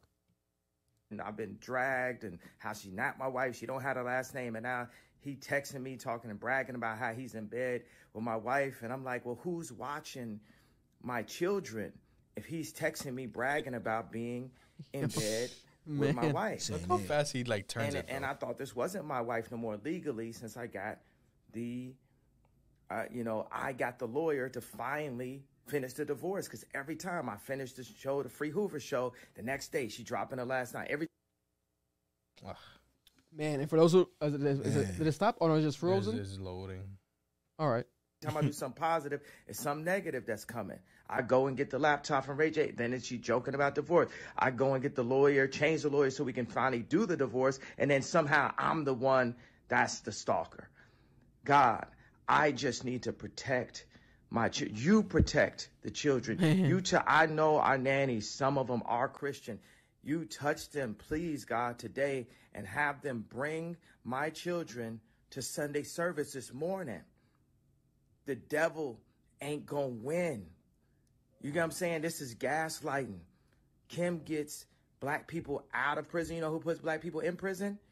The person that the boyfriend has a tattoo of, Hillary. Hillary Clinton, because Pete Davidson has a Hillary Clinton tattoo. You understand the narrative right here? God, please, in your son's name, our Lord and Savior, Jesus Christ, please make sure my kids come to Sunday service. Please. Amen. Man. And for those who don't know, like a whole prayer. Yeah. For those who don't know, that's why his eyes were closed, because he did like a long, very long prayer, multiple prayers on his Instagram. So he had his eyes closed the whole time. But then this is the moment that obviously went viral. And like it was still a part of the prayer. Somehow, it was the most unique prayer I've seen in my life. I've never seen a prayer like that. That was like a semi moment of rant, but then it's still a prayer. Very unique, Unique prayers because of the ending. Yeah. He had the camera on. Man, this is such a. It's messy, bro. It's yeah. That's the best thing to say. Messy. It's just a messy situation. And my thing is this, right? To be the devil's advocate of this type of situation, I was thinking about it this morning. It's like there's not really any sort of separation or divorce, rarely in existence, that is not messy, right? It's just the matter that they're public, they're famous. Kim Kardashian, the most. She's reality TV. They basically invented that, right? That's the prime highest of that. And at the same time, when it comes to women body, is the Kardashian women body. It's like nothing bigger than that, right? And then musically, no bigger musician than Kanye West, arguably of all time, right? And at the same time, fashion, no one bigger than Kanye West. So these are top of the top, like influential people, most loved, the most hated. Yeah. And then they were together almost a decade, had children, 4 kids, and now the separation is in the public eyes. So now it's going to be messy, but not typical messy like we might have seen our cousins or uncles go through divorces, our parents, whatever, right? This is at a different level. Right. Different level. This is wild. It's difficult, man. It's difficult because the one that's looking the most like fucked up and shit is Kanye. Right. It's like even like with the prayer and shit like that. It's like I get it, you know. You're saying what you're saying, and it's like your kids, good. But it's like even throughout the whole thing, he's like pointing out that I did this. Yes. Right. Yes. There we go. Okay. So it's like, man, listen. how you're gonna be like, it's like okay, you're using this prayer, but you're like stroking your ego, your own ego, dog. Yeah. You know what I'm saying? Well, that's the thing. So to add on to that, Malu, like. He's a narcissist, man. Like, and I don't know if y'all know like the full scope of what a narcissist. Like, this dude is all about him, self-centered. Yeah. And it's like, so what people fail to realize, to your point, is that Kim has been divorced like 2 or 3 times already. People don't know. See, Kim is quiet. Yeah. You know, Kim, as much as she's so, larger than life, like this type of situation, she's been on this rodeo before, and we didn't know. Yeah. So like that's how I would want to, the thing about Ye, man, it's his ego. If he removes his ego, if he surrenders to the fact, like, look, all right, it ain't work out. It is what it is. You know what I'm saying? I'm a bow out. Take whatever lessons I learned from this situation.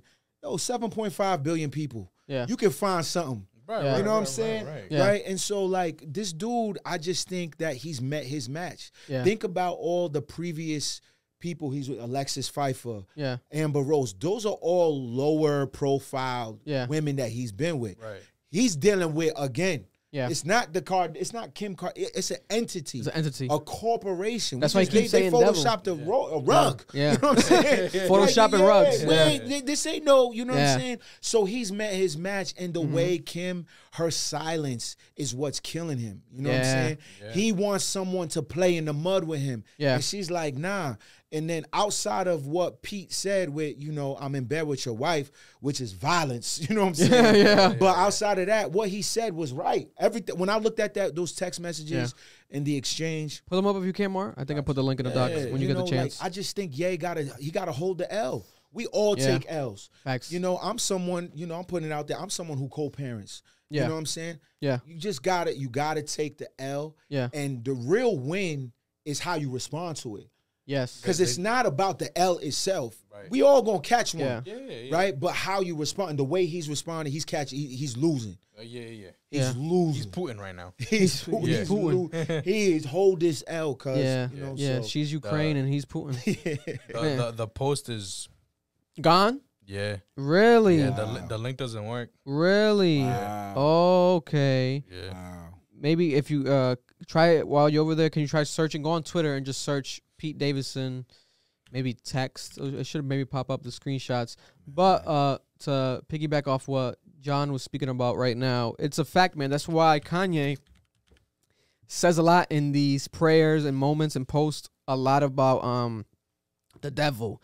And he mentions the devil and, and it could be so. We never really know, like, this sort of representation of this entity, the Kardashians, and, like, there's always rumors and how people believe in the Illuminati and all that, and he always plays into that, right?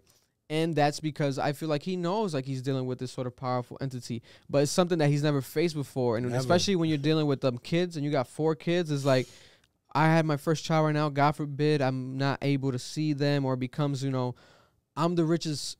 I think he is, right, the richest black person of all time or something. Or the richest. I know he's the richest black man in America right now, but I forgot what he's rich as fuck. He's rich, right? Billions, right? Right. So I'm in this position where even if I'm up billions, I can't, because the mother said no, so you have to. And it's like, that's such a like, fuck, like I thought I'm the man. I thought I'm Kanye West. I thought I could do this shit. And it's like, this is bigger than what these stands and these people comment online and blah, blah, blah, blah about the music. This is real life. Like when you're dealing with children and you're dealing with spousals, this is real life. So that's why we have him having these moments of vulnerability that come off a bit cringe and like, because it's not cookie cutter. It's just him praying to his phone, to the public, because he doesn't know what else to do. And it's sad, but it's facts, I think he knows what he's doing. I think we gotta start, like, this is my personal opinion. I just think we gotta really like call it what it is, man. Like, call a spade a spade. Call a spade a spade, man. Dude is jumping out the window. And like, I just think like, there's another way to handle it, man. Because what he's doing when you gotta think about your kids, man. Yeah, you doing all this stuff, man. This is all documented. This, you can't erase it. This is like, all unnecessary. It's all unnecessary, man. Because he deletes the post, but it's already up. It's already out there, man. It's already up. The moment you post, someone gets a notification. It's a screenshot or a video recording. It's done. You're Kanye West. Like, people are gonna take it. And it's like you said, the kids and everything like that. They gotta see this, bro. The kids gonna go to school. Your dad tweaking on Instagram. You know what I'm saying? Like, that shit going. Come on. Yeah. So let's look at the text real quick from the diabolical Pete Davidson. Yeah, you read it. I can't zoom it in. You can't zoom in. All right. Exactly. Right here we have him texting Kanye West this morning, as of today. What's the actual date today? Today is 13. March 13th. So this morning he texted Kanye West. I think, what does it say over there, John? Is it 8 a.m.? Yup. 8 a.m. So 8 a.m. in LA time. He says, hi. No, yo. He says, yo, actually. Yo, it's Skeet. It's like, here we go. Like, you call me Skeet, I'm going to call myself Skeet. Yeah. Can you please take a second and calm down? This is the worst thing to tell someone in a manic state, like how Kanye gets sometimes, to calm down. He told him, calm down. It's 8 a.m. and it don't gotta be like this. Kim is literally the best mother I've ever met. What she does for the kids is amazing, and you are so fucking lucky that she's your kid's mom.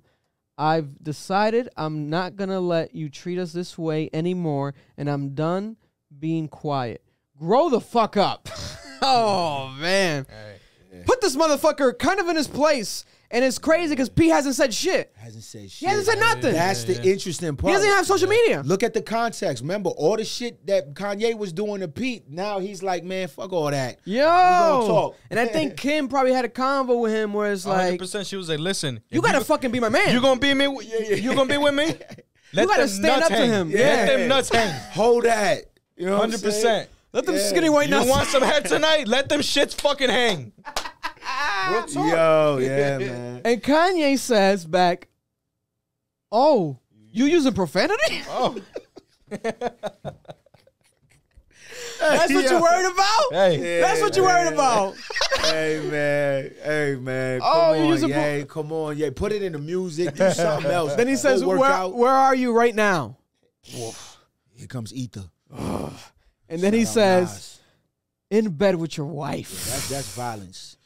That's violence. And there's a photo of Pete Davidson, tongue out, sent the video, tattoos in the chest, in the bed, looking like an expensive bed, probably in bed with Kim. And he could be trolling. He just probably busted. He just busted, dog. Morning, what's it called? Morning Wood. Didn't even wipe that shit off yet. Hey, come on. You see what I'm saying? Morning Wood. Yeah, looking bad. Morning Wood. You know what I'm saying? And he sends the photo to him. I'm in bed with your wife. And he says, happy to see you're out the hospital and rehab. Oh, man. So I looked at that like, is it a shot or is it like, was he literally? Bro, I know he's been in the past. When I saw this like shit leaking shit, I only saw that little piece. I was like, oh, like they're good. That's what I saw. I was like, but then I saw that there was more. I said, ah, shit. Okay, okay. Yo, this is so wild. This is wild, bro. And then Pete came back again. Same here. So it's like, oh, like he's saying it back to him. You know, like, oh, same here. I'm happy that you're out because Kanye was previously, rehabbed the hospital. It's wonders what these places do when you go and get help. You should try it. I'm in LA for the day. If you want to stop being a little internet bitch boy and talk. This is great. I thought it was like Photoshop. This is real. This is real. Because Pete's friend, for those who don't know, Pete's friend, another comedian, posted this on his Instagram. He wasn't even like a big comedian, but he was verified. He's like his genuine friend. And he said, message from Pete to the world. And it was like during the time, like an hour after Kanye did his rants. I was going to say why Pete, I forgot Pete doesn't have social media. Yeah, because Pete doesn't have social media. So Pete's people posted it, right? So he's dragging his boy into this shit. Exactly, right? He needs like a voice. He's like, yo, post it for me. I don't got an IG. Post it for me, bro. And then he says, you don't scare me. Wait, no, what's the order? Yes, okay. Yeah, so then it goes until you don't scare me, bro. Your actions are so pussy and embarrassing. It's so sad to watch you ruin your legacy on the daily. Now, a lot of people feel this way, genuinely. Yeah. And I'm assuming that Pete has to be a Kanye West fan to some extent, especially in his past, right? Yeah. Has to be, right? Because who isn't at the end of the day when it comes to music? But then he's like, damn, you're fucking ruining your legacy. And I am, in the middle of this. And it's like, whoa, this guy is telling him this? Literally, not to his face, but texting him it, right? And Kanye, again, you're more than welcome to come to Sunday service. Back to like, let's see in person, right? But then I was like, I'm not sure. Obviously, I don't think Kanye's not going to slap Pete Davidson up at Sunday service. Who knows? Maybe he was. He might get beat up by other people, though. The whole choir might just jump him. Yeah, he's the devil, guys, for today. Like, we're role playing. He's the devil. Stomp the devil. If you see the white guy walk in with the skinny white tall guy, he's the devil today. So let's beat him up today. Stomp his ass. Stomp. You never know, right? And then Pete again. Why don't we meet after Sunday service and the Saints game? I thought at first he meant like the NFL, but I forgot their son, Kanye and Kim's son, Saint. He has a game, right? So after the game, soccer game, I'll be at the BHH. I'm pretty sure that's probably Beverly Hills Hotel. We can have food and talk it out in my room, privately, one-on-one, man-to-man. What you are doing to your family is dangerous and going to scar them for life. Please handle these matters privately, bro. I beg you. He said, you want to see me? Come to Sunday service. And then Pete's last responses were, this isn't public, dude. I'm not here for pictures and press, which is obviously all you care about. My offer stands. I wish you'd man up for once in your life. Let me help you, man. I struggle with mental stuff myself. It's not an easy journey. You don't have to feel this way anymore. There's no shame in having a little help. You'll be so happy and at peace. You have no idea how nice I've been to you despite your actions towards me. I've stopped SNL from talking about or making fun of you, which they've wanted to do for months. There you have it. I think Pete wins this situation. Oh, yeah, man. Yeah. Surprisingly, to my eyes. You're surprised? I don't think so. Because I knew the guy. I knew for a fact what he said here, like he's dealt with this type of stuff in the past. He's had his suicidal thoughts, suicidal, like went to the hospital. Yeah. That's on public record, right? Pete, right? But then I thought like maybe this guy might be too much towards, which he was kind of leaning towards in the beginning, too much on some like fuck Kanye type of level, probably, because I would imagine if I'm watching this and this is my girl, I might be on that type of shit, like fuck this guy, right? He keeps bothering me and my girl, leave us alone. But I thought he was going to be fully that. But then towards the end of this conversation, he's adding more perspective of like genuinely, hey, almost like a reminder, I'm a comedian. So in the beginning, I'm sending you this photo. I'm in bed with your wife, blah, blah, blah. But it's probably him obviously being comedic, joking. Obviously, he's not joking matter. Still disrespectful. Exactly. That's the thing. That's my thing, right? Like that wasn't needed. Like if he would have skipped that and just, fully did what he did now at the end, where it's like, let's meet up and let's genuinely talk. Like I could really help you. Like we can move past this. Because at the end of the day, Kim is gonna be Kim. That's the mother of this kid. Exactly. So no matter what, she's gonna be around. Right. But if this guy is if this guy is like a possible mediator, because that's who she loves the most right now in her life. That's her guy, day to day sleeps with. So then maybe you could have this conversation with Pete, and then you could get different perspective, and you guys can move past this. It could have been beautiful, but I don't know if Kanye's gonna do this. We don't know. The thing is like, is he gonna do this shit with everyone she gonna date? 'Cause I'm sorry, but Yeah. That's what P and Kim ain't going, you know what I'm saying? Yeah, you know, I mean, oh, so you don't think it's gonna last? Nah. Yeah, Pete might propose. He does it a lot of times, you know, but right. I don't think it's going. Come on. But you hit it right on the nail, bro. Like, whether or not Pete's gonna be in it for the long haul, whatever, Kim is gonna be Kim. These are grown people. Yeah. Kim's gonna do what she gonna do, whatever, man. You just gotta accept it, man. I think you know, homie he's just not. He's delusional. He's in denial right now. Yeah. And I think he met his match. Like, you know what I'm saying? Fuck. Yeah, just keep it pushing. You gotta play the Ether song, but the Ether instrumental right behind those fucking texts. The way that I see it right now, man. The way that I see it right now is that, you know, years from now, when like the kids, at least like, who's the oldest? North. I think she's 8. Oldest, I want to say she's 8. When she's like, you know, with the situation and shit like that, who knows how they're gonna be in the future? Right.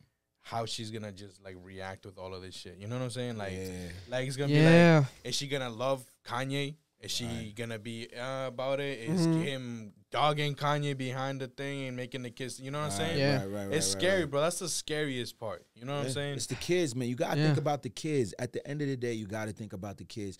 Talk behind closed doors, man. But don't have this on there, because, you know, like you said, man. I mean, no, at 8 years old already, she's well aware. You know what I'm saying? 100%, 100%. Yeah, we said this before a lot of times. You got females you can replace. You ain't gonna replace your kids, though. Yeah, we said this, man. It's a matter of like making it public and like, it's nasty. You know, because yes, you are obviously already in the public's eyes, but you can control your sort of situation, and that's what he kind of tries to force, like trying to control the narrative of, like, you know, the idea of the mother always winning the case, and when it comes to custody battles, and like he always says it, like, this is not going to be another situation, and literally his situation where it's like, this is not going to be another black man who doesn't get to see their kids. Like, let's not do that, guys. He's like, and I agree with that, but then it's like, the way you go about it, though, is like, play the long game. Like, have the lawyers deal with it. Shit, man. Take your new girl where she has. Take her to the games, like you've been going to every game, NBA game, courtside. Do your thing. But then now the next day, just because you have one situation with the, she doesn't want, I think, North to go to the Sunday service. That already, you know, is a trigger for you, and now we're back online with it. Oh yeah, because of the because he wanted to go take her to Sunday service. She said no. Service, and he pushed it back because she had a sleepover. And she had a sleepover. Kim said, she had a sleepover, so she can't see him. That was the whole start of the rant. Man. So it's like, damn, that's what triggers. But it's like, we could have dealt with that behind the scenes. Everyone was gonna get dropped off, but then who wasn't gonna get dropped off? Someone was gonna get dropped off. Another child. I forgot. I think it was Saint. Probably Saint. I don't know. But it's just like, he's probably scared of like that becoming permanent. Like, damn, I can't take her to Sunday service today. So, damn, what? She's been coming every Sunday. Now she can't. Yeah, but it's like, man, it's sad. It's sad. You got there's power in surrendering, man. And it's not, and it's just understanding like you said, playing do it for the kids, bro. Do it for your kids, playing the long game. Like yo, you looking foul out here. You know, one could make an argument that there's that this is all mental and might prohibit him from having custody of his kids. You know what I'm saying? Yeah. But he just gotta. There's other ways, because we've seen. So I had no idea until Lemonade that Jay-Z cheated on Beyonce. Facts. You know what I'm saying? Yeah. Like Facts. keep it in the fam, dog. Like, I had no idea. Yeah. We saw the elevator fight, but we didn't think it was that. Yeah. We saw them fight in the elevator. And nobody spoke on Beyonce, Jay, Solange. Solange didn't say shit. Keep it in the fam, man. Yeah. You know what I'm saying? But when you do this, you just leave the public to consume it in a way, to comment on it, and in a way that, yo, man, the kids are going to be affected by this, man. For real. 100%. It's sad, man. Listen, prayers. Only thing I could tell Kanye is, listen, you got the Sunday service and these things, blah, blah, blah. You got the house next door. Do that shit right there. That's it. You know what I'm saying? Do that shit right there. Because it's like, what excuse can she really give at that point? Yeah. Right. You know what I'm saying? Right. You're going across the street or whatever. Yeah. You know what I'm saying? Make it more accessible, you know, because he's done it before, like Sunday service at the house. But that's it, man. It's tough. It's ugly, tough. Man. It's ugly, man. Prayers for the legendary Kanye West, man. Let's hope everybody involved. Yeah, everybody involved. Yeah. Everybody involved, man. Pete saying your legacy's taking a fall, so I guess he's right. You know, Pete gonna end you, bro. Is he your downfall? Jesus Christ. We were worried about him and him and Drake. It was like, oh, this is him and Pete is the real. Who would have thought? Yeah. That's Pete the enemy. Who would have Pete's a fucking Pete's villain, the bro. op. Pete's the op. a fucking Bro. villain. Pete's my spirit animal. Bro, the This moment is I crazy. see P around here, I'm be like, okay, well then, shit. Fucking back away. Man, but Might snipe my girl. oh man, moving forward, another wild situation, full circle moment, because last time we talked about this gentleman, especially in depth on this channel, was me and Hope. We spoke about Mr. Smollet, Jussie Smollet. Oh, that's right. Yo, I didn't even think. That's right. So this was when the news broke. Yo, We spoke full about circle. Juicy, Juicy. and his his line, and his such a radical story. And this was before it was proven in court that he obviously lied, right? And now he is facing, I believe, 150 days. It's crazy. In What jail. A little white lie. Yeah. Does to, you know what I'm Yo. saying? Crazy. Now He got he's issues. facing, I think 5 months, 5 months in jail, and because of him lying, and it's like, bro, Yo, man. Now there's two sides of this where it's like, yes, I do think you do what's it called? You do the crime, serve the time, but then it's like there's people using this as a point of reference when it comes to the situation. For example, the Capitol riots. Like, you got him doing 5 months, but the Capitol riots people are only doing 2 weeks, no time, etc. Yeah, I So don't there's think he definitely, deserves- obviously, Yeah. because at the end of the day, he is a black man, and that's a court of justice in America, which we already know doesn't steer our way. So that's gonna be what that is, right? Isn't so, that the irony of this whole thing? exactly. That is so ironic. That's the irony. He was trying to do all this racial justice stuff and trying to create a situation, and then And your now ass it's like, is It's just slap back. It's Bro. slapped back, Yeah. Bro, my God, this Oh is my- like This This is is all amazing. unnecessary. God damn. I don't even know. It's a head scratcher. Yeah. None of this makes sense. Like, why he woke up and said, "This is what I'm gonna do today." Man, and I think we spoke about it at the time when it happened years ago. I think it was like people were alluding to like him potentially either losing his role, or it was like some like a power, maybe a potential power play to like gain his job back at the time or something of that nature, right? But now it's like you dug a hole so deep, and he's still dying with this. Like, Yo, he's play the dying clip, on this play the hill. clip when you can. I put a clip He's up dying on on this that hill. went viral Yo. all over the world. Come on, man. Of him in court actually speaking about this, or speaking about how he feels after now being read the jury's decision, of him having to serve I'm time. doing this when I get a speeding ticket. Man, yeah. Listen to this. I am not suicidal. Oh man, God bless. Okay. I am not suicidal. Okay. I am not suicidal. I am innocent, and I am not suicidal. If I did this, then it means that I stuck my fist in the fears of black Americans in this country for over 400 years and the fears of the LGBTQ community. Your Honor, I respect you and I respect the jury, but I did not do this. And I am not suicidal. And if anything happens to me when I go in there, I did not do it to myself. And you must all know that. I respect you, Your Honor. I respect your decision. Jail time, He's like, I don't respect that. I am not suicidal. Okay. Wait, so is he saying Bro. that because he's saying like if something happens to him in jail? He's trying to. That's what he's he's saying, trying right? to say he's Jeffrey Epstein. He's trying to say like I'm so like they might kill me in jail for whatever reason, right? I'm sorry, bro, but I don't know why. It's not that Yeah, serious. you trying to be some type of martyr. Listen, And bro. like no, yo, this is wild, clout chasing is a real drug, man. That's wild, bro. man. Like, you know what I'm saying? Like, when you glory seek, you want other people to talk about. This dude is trying to be, Nelson Mandela. And He's trying to die on this hill. Yeah, He's like, trying to come be on, like fam. Kaepernick. He's trying to be like someone in that class. Martin Luther King. But in my opinion, you don't Malcolm have. Z. Yeah, you don't have this like credentials of like being considered that, bro. Because You lost. if you were to have faced this awful, like a noose, like this, even the imagery of that, which made people from the beginning, without even knowing the actual facts, have sympathy for you, because it's like, wait a minute, Yo, but remember, what is this? Like noose? I'm gonna tell you, not even the news, bro. When I knew this shit was boo was when this motherfucker said I'm the gay Tupac. Oh man. my Come God. on, man. Come on. At a concert. Dog. It was like at a concert. At a concert. I'm like, I'm the gay Tupac. I'm the gay Tupac. I'm man. like, oh man, if shit. you don't sit your $2 ass down before it's I like make he some got change, all man. the fame and attention that he wanted. Man. He didn't get it. I guess how he Narcissism. was trying to get it towards like maybe towards acting, and then he did it this way, and he got it almost overnight. And he's like, I'm a fucking steer the ship and juice this fucking lemon. And I'm like, all right, you're in court. So hopefully he gives it up. He's still like to a different level. Like I'm not suicidal. I'm not suicidal. Man. It's like, bro, we know this. Like he's a freedom fighter or something. Like, bro, man. what is Sit going your on? ass And then there's like people online where it's like they're trying to do this, which I get, because when situations of this nature happen involving race, involving anything of black culture, you're gonna get a sense of like, let's now draw it to like comparisons. Like I said earlier, you have him doing 5 months, but then you have the Capitol riots, people not doing any time at all. And it's like, yes, that's understandable. Yeah, two things can be true at the same Exactly. time, though. Two things can be true at the same time. Right. And that's my thing. I think that I put, if you can, put the post that even Taraji P.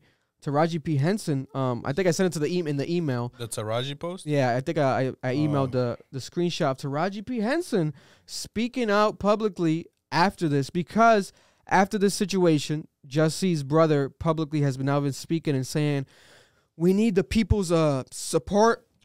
We need Hollywood to speak up. No, we need the black community. They need to support our brother Jussie. And then he also kind of threw in there, even if you don't believe that he's lying or not, blah, blah, blah, he shouldn't be serving time. And it's like, wait a minute, hold up. There it is. So, but if he did, wait, what do you mean if? Wait, right, so there's this if factor? That's what it is, man, because he knows, man, it's bullshit, man. So now we have his coworker, famous, legendary actress Taraji, I love Taraji P. Henson, posting. The post says hashtag free Jussie. See, this is what he wanted. This is what he wanted. He wanted. And she took her time. She took 24 hours later. Now she's responding, right? This was today. She says, I am not here to debate you on his innocence. But that's the thing. They're trying to say this shit. You can't skip that. There's like, why are you guys doing this shit, you see man? What I'm saying? That's what yes, we can. Like, just come out and say, yo, you know what? He fucked up, jumped out the window. Yeah. Then we could, but you trying to gaslight us. You trying to pee on my head and call it rain, homie. You know what I'm saying? You trying to pee on my head and call it rain. Come on, dog. But then she says, but we can agree that the punishment does not fit the crime. You can agree that. You can agree that. I say it's arguable. 5 months is obviously a lot. Obviously. For like a day is a lot for average. Jail is jail, right? Prison's prison. He's going to jail or prison?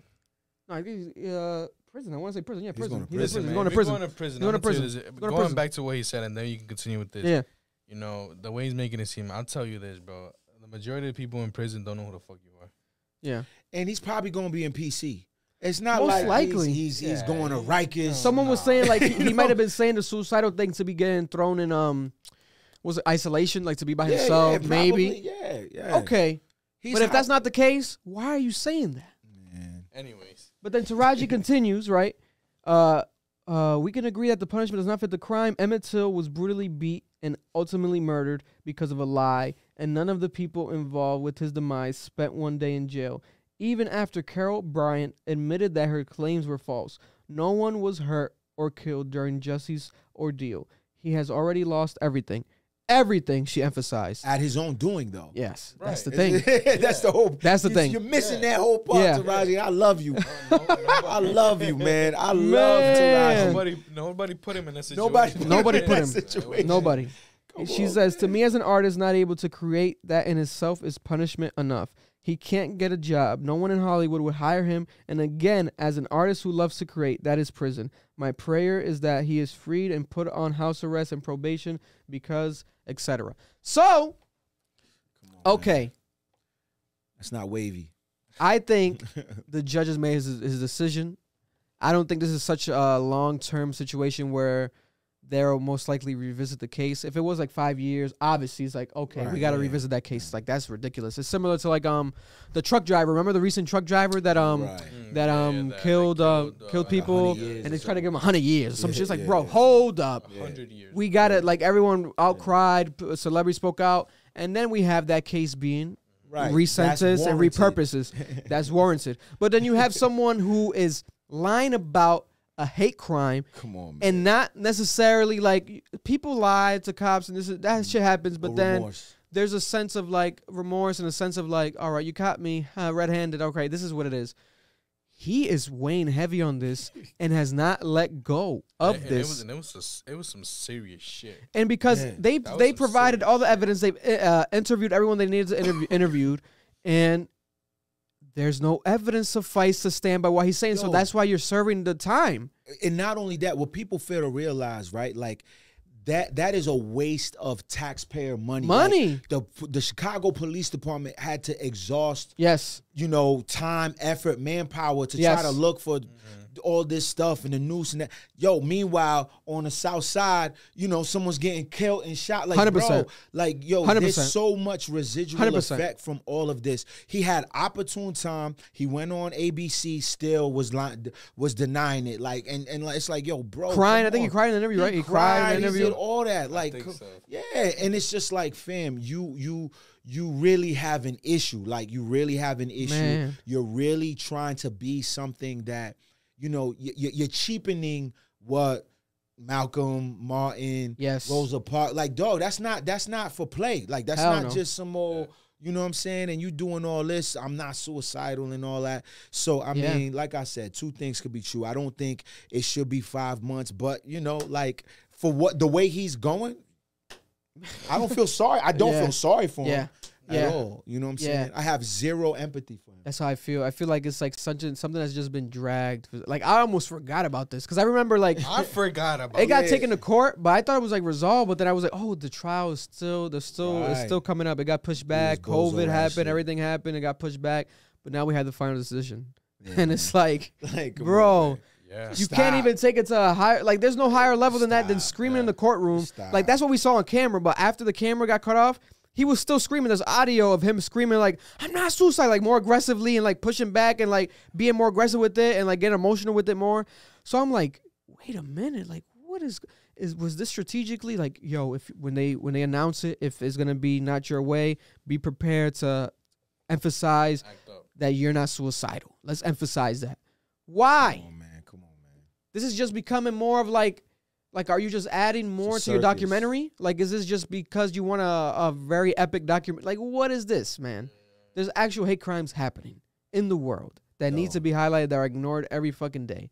Let alone the Chicago situation like John spoke about, because there's a lot of corrupt shit going on in there from the police, the city, etc. They need help. They don't need help. There's a lot of shit happening in Chicago. We already know that. That's a fact. And this man, it's crazy. Crazy. It's if crazy. Self-sabotage was a person, it's Jussie. And the wild thing about it is like politicians have a field day with this. Oh my God, they eat him up because at the same time, yes, he is a brother, so they're gonna come at him more because he's black, and they want to like it's like they have like a happy dance almost like he lied and he lied about or he lied to cops. So it's like oh shit, like they ride with it more, right? So like that happens too, but hey, he's got to reap what he sowed. Yeah, you fucking lied. You got to do some time. 5 months, arguable or not, you were going to do some time. You weren't going to do a week. Did you expect to do a week? Did you expect to just do probation? You're a freedom fighter. You're going to have to do some time. It is what it is. And even maybe if you didn't act up, they could have been like, listen, you've been good for a month, you can go. Right. Man. You know what I'm saying? Right. But shout out to, I don't know who, not him. not him. Obviously, prayers. I hope nothing happens when it comes to like, suicide or not even that, like him being in danger. But I doubt, like, I don't know.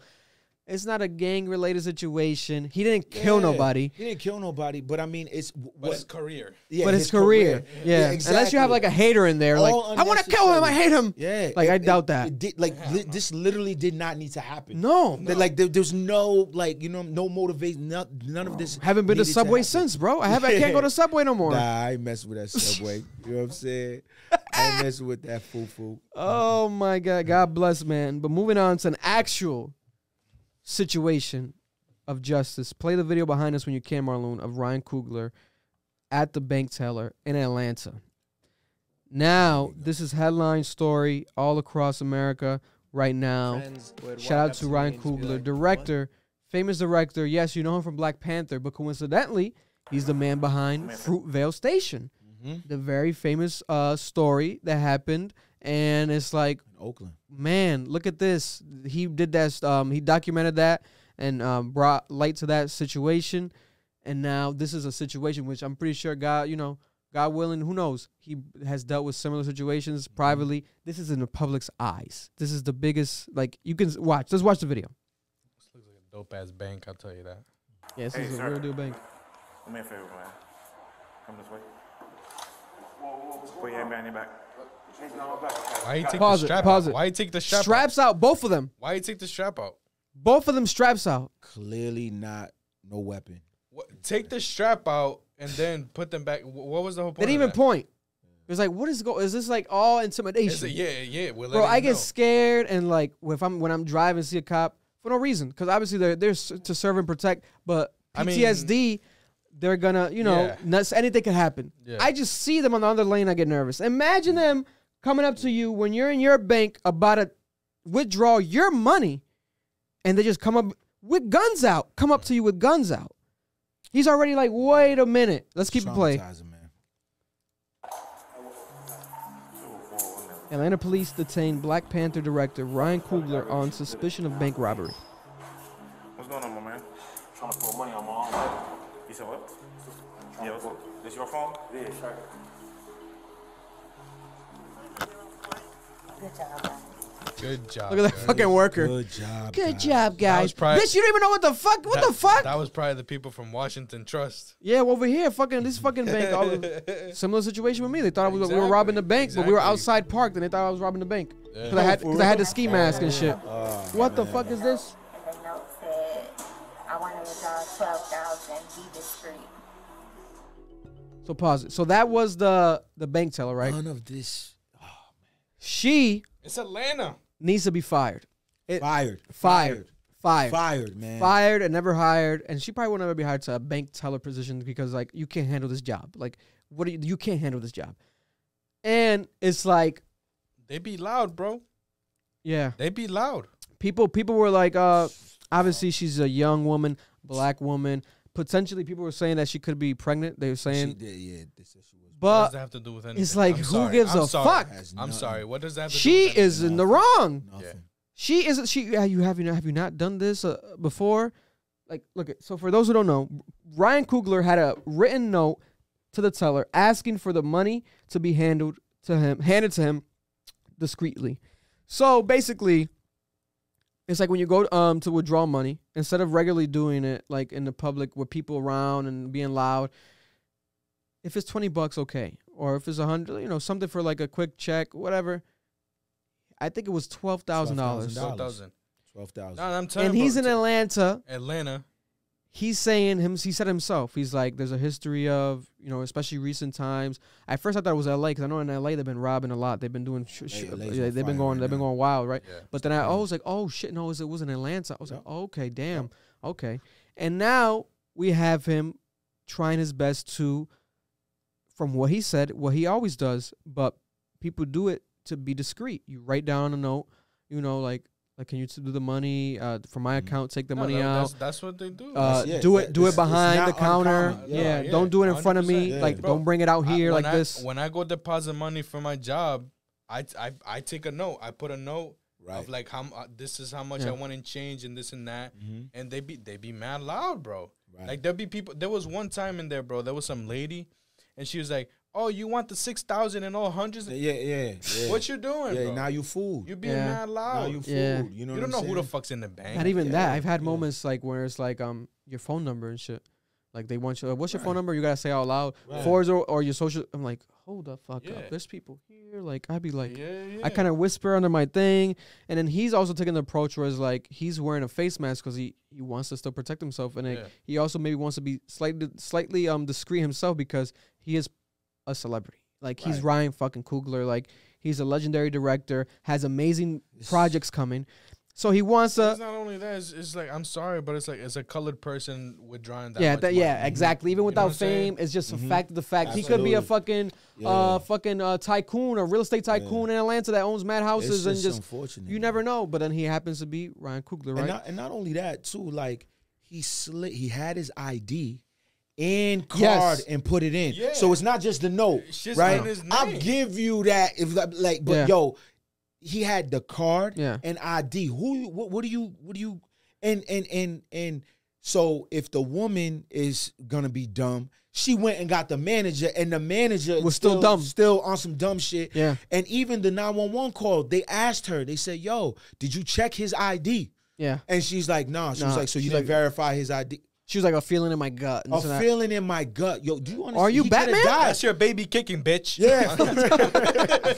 You're mistaking Braxton Hicks for a feeling in your gut of me being Batman right now. You're not Batman. This went bad on so many levels. Like, yo, he could have died right there. He could have died on site. And that's the fact of the matter. If you would have been like, yo, like this, any opposition, boom, laid out. And it would have been warranted under their eyes. Under their eyes. It would have been justified homicide. Yeah. Come on. And it's like in that moment, it's like you can't expect someone, especially if you have any sense of trauma, PTSD, any background, bad experience with cops, so just your friend group, whatever, right? Yeah. You can't expect them all the time to like, okay, it's cops, hands up, let me act accordingly.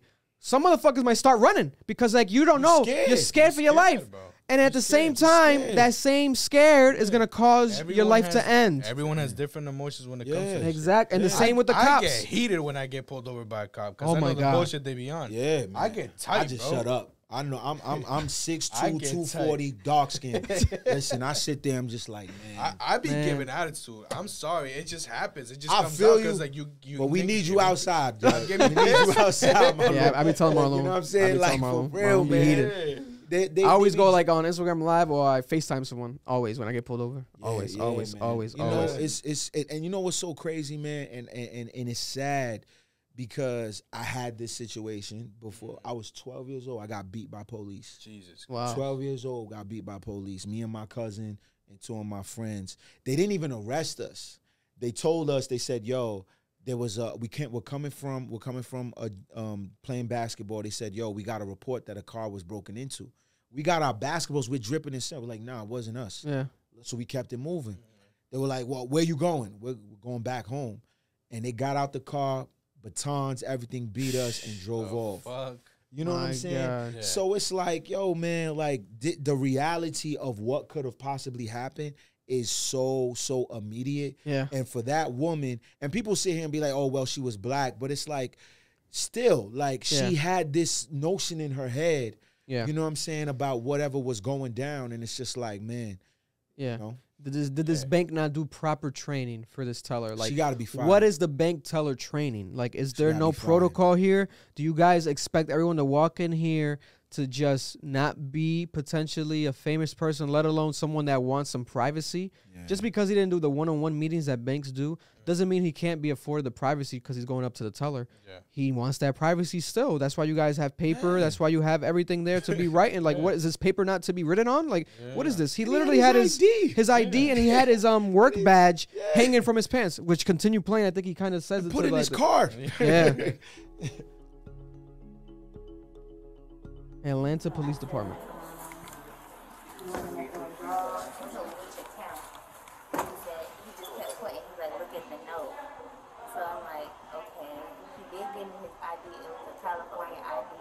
But my stomach started turning, like I'm like, okay, it just seems odd because you're making a withdrawal, but you can't get a note on the back of the deposit slip, and you keep telling me look at the note, but you don't want to talk to me. Oh my God! An alert appeared on Coogler's account because the amount was more than $10,000. The teller notified the superior that she thought Coogler was trying to rob the bank, and 911 was called. I stated to the officers that arrested me that had their Glocks off, but I was pulling money on my own account. I understand. I put my own bank card in there before they let you in the back. You know what I'm saying? So we have to confirm that. You gotta understand. We don't come out because of the seriousness of the call. We don't just come out, and unfortunately, in a situation like that, you don't get the benefit of the doubt. We detain and then we ask questions later. Ryan Coogler was released shortly after the police verified his identity. The situation should have never happened. However, Bank of America worked with me and addressed it to my satisfaction, and we have moved on, Ryan Coogler said. Because I think this happened weeks ago, but then it was made public recently. The footage finally came out. So even then, there was something that was still private in his life because, okay, this happened, but no one really knew, but now it's made public, and now, you know, they got to deal with this. And I believe it might have been even more serious than we realized, because I remember him, and I watched the full footage, he kept talking about, like, my family or, like, my children's, like, almost like a nurse. It's like an at-home nurse that he was trying to pay or something. So God forbid it's like someone's dealing with something at home, like an illness or something. It's could have went bad. And it's such something that's so like real deal that they need like a big payment, right? And they only take payment cash. You just want to give them cash, right? And he goes to the bank to get this money for that, and then you're met with another issue. You're already getting money to fix one issue, and then you're met with another fucking issue. Listen, bro, this is a millionaire director. That's how it is, man. That's how it is. When it comes to your own money, bro, the amount of excuses that can be made by like the banks and governments and shit like that is ridiculous, bro. Man. It's ridiculous. You ever try to fucking get unemployment? Oh my God, bro. It's my money, bro. What the fuck you doing? Yeah. And there's plenty of it. There's money just allocated for unemployment that's just sitting there, but they give you such a hard time to even get that. So imagine, no. This is wild, man. That entire Bank of America, man. I'm surprised there hasn't been like no riots or nothing at that Bank of America, because it's so like, this is crazy. But it's like, it's not the bank's fault. If you think about it, it's the teller. The teller. It's the individual. The teller. Yeah. And if anything, if you want to blame someone else, is whoever trains them at that bank. You know what I'm saying? Right. It's like, Bank of America has their protocols and like their rules and shit like that, and they hire the people to teach that to the other. You know what I'm saying? So it's like management, I guess, is at fault there. Yeah, you know I don't know. Saying? I might take all my money and move it to Chase Bank. I don't know what's going on. Man, but God bless. BOA, man. BOA. Yeah, I don't bank with them. God bless Ryan Coogler. Nah. I got Bank of America. Nah, I've never had issues with them. Allegedly. You know, some scammers might be listening. You know, Marlon has citizens because he's a citizen of the culture. Man, but it's overseas. It's crazy, man. Ryan, you know, prayers for you, man. It's fucking I think it's America with 3 Ks. How I spell it. America. That's the part that I think, like, right. The situation is over, but we really don't understand the severity of the trauma. That's traumatizing, man. I don't care how we didn't play the full is. footage, but there's a point where he's sitting in the back seat and he's like, "Can someone take my glasses off? Like, I'm about to have a panic attack." Like, he was so like confused and like, it's trauma, fuck, man. this is happening to me. Like, fuck, and he's reminded like. It's like the O.J. Simpson song by Jay-Z. Yeah. You know, another you're nigga. still, you know, you're black in America. You got to get reminded, and unfortunately, your life was almost taken away. It's fucking sad. We're trying to get his own money. Oh my God. Not speeding, not being belligerent, none. Might have to take all that fucking shit out the bank. Put that shit in crypto, dig a hole, do some shit, because this is fucking nuts. You might have to text the teller now when you pull up. Right. I need to do this. Special service. No sliding notes no more. Yeah. Don't do that. Man, that shit's crazy, man. But moving on to something more lighthearted. What's up? Drake must have some new music coming or something's brewing, because every time it seems like he has a sort of rollout, he has like a new look. Last time around with Certified Lover Boy, we got the Heart, I guess, lineup you can kind of call. Because he's always had the Nas cut, right? He always had like he plays with that Nas cut type of like the part, the half moon, right? He always has done that. But he hasn't really done fully what he did now. Yo, I can't look at that, bro. It's just so, you know what I mean? It's wrong, bro. Infamous duck lip shit. Yeah, man. Bro. Like, come on. That wasn't meant for me. Man. That was meant for some shorty, but. Listen, and it's come like. on, Drizzy. He's right next to Hope, too. That's for you. Yeah. Boy, that ain't for Hope, man. That ain't that Hope shit. That's that Hope shit. That ain't that Hope shit, man. Man, and I was looking at it almost like that Soulja Boy clip. I'm like, He took my whole flow. Like, he got the 6 braids, like, identical. Like, this man is trying to be me. Bar for bar. Flow. Like, this guy is trying to be sound. Bro. He's trying to be me, bro. Like, this is crazy. That, man. Come on, man. This is crazy. And a lot of people, people were having a ball online, like, saying, did Drake get weave? Like, what's up? And it's like, nah, he had hair. Yeah. He had a little fro recently because after the COB, he had the heart shit, but then that grew out. You can tell. He can't maintain that shit forever. Right now, when he was out with Jack Harlow, he had a little. fro. When he was at the weekend, they both had the fro vibes, like an '80s theme party. Yeah. And now he braided that shit. Damn, tight ass braids, bro. That's a good ass fucking braider. No, and I think he was in Turks and Caicos, I think. So he might have got it done on the island. He might have got like, this is like, got that culture. Yeah, got that culture for real. And at the same time, you can't even see his wrinkles on his forehead because that shit pulled back so hard. Now it might have been from the do-rag. Do-rag so tight, bro. I be going through that shit. So now people are like, oh yes, blah, blah, blah. Obviously Drake is gonna go viral, girls, etc., new haircut. But I'm looking at it more like a business play. Every time he does some shit, it's strategic. Like I said before, every time he has like a new look, etc., there's a new album. This is such a drastic look. He's never done braids. I looked it up. He's never, ever, ever had braids. Real? Yeah, there's never been a case of him having braids. Never, bro. He's always had the medium fro, higher fro. Every time he does medium fro, people always take care. Take care's back. People be like, take care 2's coming. Take care headline. Yeah, because it's like the headline take care era, right? Which is dope because like, wow, that's so synonymous with that era. Tough. Yeah. But then ever since then, he's had the low fade. Played with the line, played with the half moon. Now he had the CLB cut with the heart. Everyone did it to copy him. And now the braid shit is like, is there an album coming this year? I would imagine if he feels how I've been saying where CLB, he might not have been confident in that release because there hasn't been music videos. There hasn't been more promo after, right? No real rollout like he usually does with the albums. He kind of skipped that. At the same time, it has been successful. I think literally this weekend, he sold like 30,000. Like he's always selling 30,000, 20,000 copies like nothing. I feel like he hasn't done that shit like with the most recent shit though. Even before CLB, you think? Scorpion didn't. Scorpion had like the black and white ones, like nonstop. He had a couple black and white ones. He had multiple. That's the thing. With this one, I guess we only got, what was it? Way Too Sexy. That was it. Way Too Sexy. But then when Way Too Sexy, it was like, Knife Talk. That's the can't even take that. That video was and horrible. Then the Air Force Ones were supposed to drop and they never did. Yeah. But they're saying that they might. Yeah, the CLB Air Force Ones never dropped. But then it's like, I don't know. Yeah, it was like a Valentine's Day edition. So it was just they canceled Air Force, them. But like, you know how like the bottom of the Air Force has like the little X's? Yeah. All of that was hearts. Yeah. So they canceled it because they said that shit was like too difficult, would have cost too much money or something. Yeah. Like but now it's like it makes sense because if you're not really doing the heart cut no more, you're doing this braid, like it's like we shouldn't even be promoting. Like, this is a different era. Like you know what I'm saying? And at the same time, he's an artist. He's not like, for example, Trippie Redd and like these artists that paint their hair. Every time there's a new era, they paint their hair a different color. True. Little Uzi does that, right? Yeah. Symbolic to their art. Yeah. So he does it where it's just like a different hairstyle. But this is one that he's never touched. So it's like I'm looking at it like, damn. He's been gambling a lot too lately. Oh, and winning.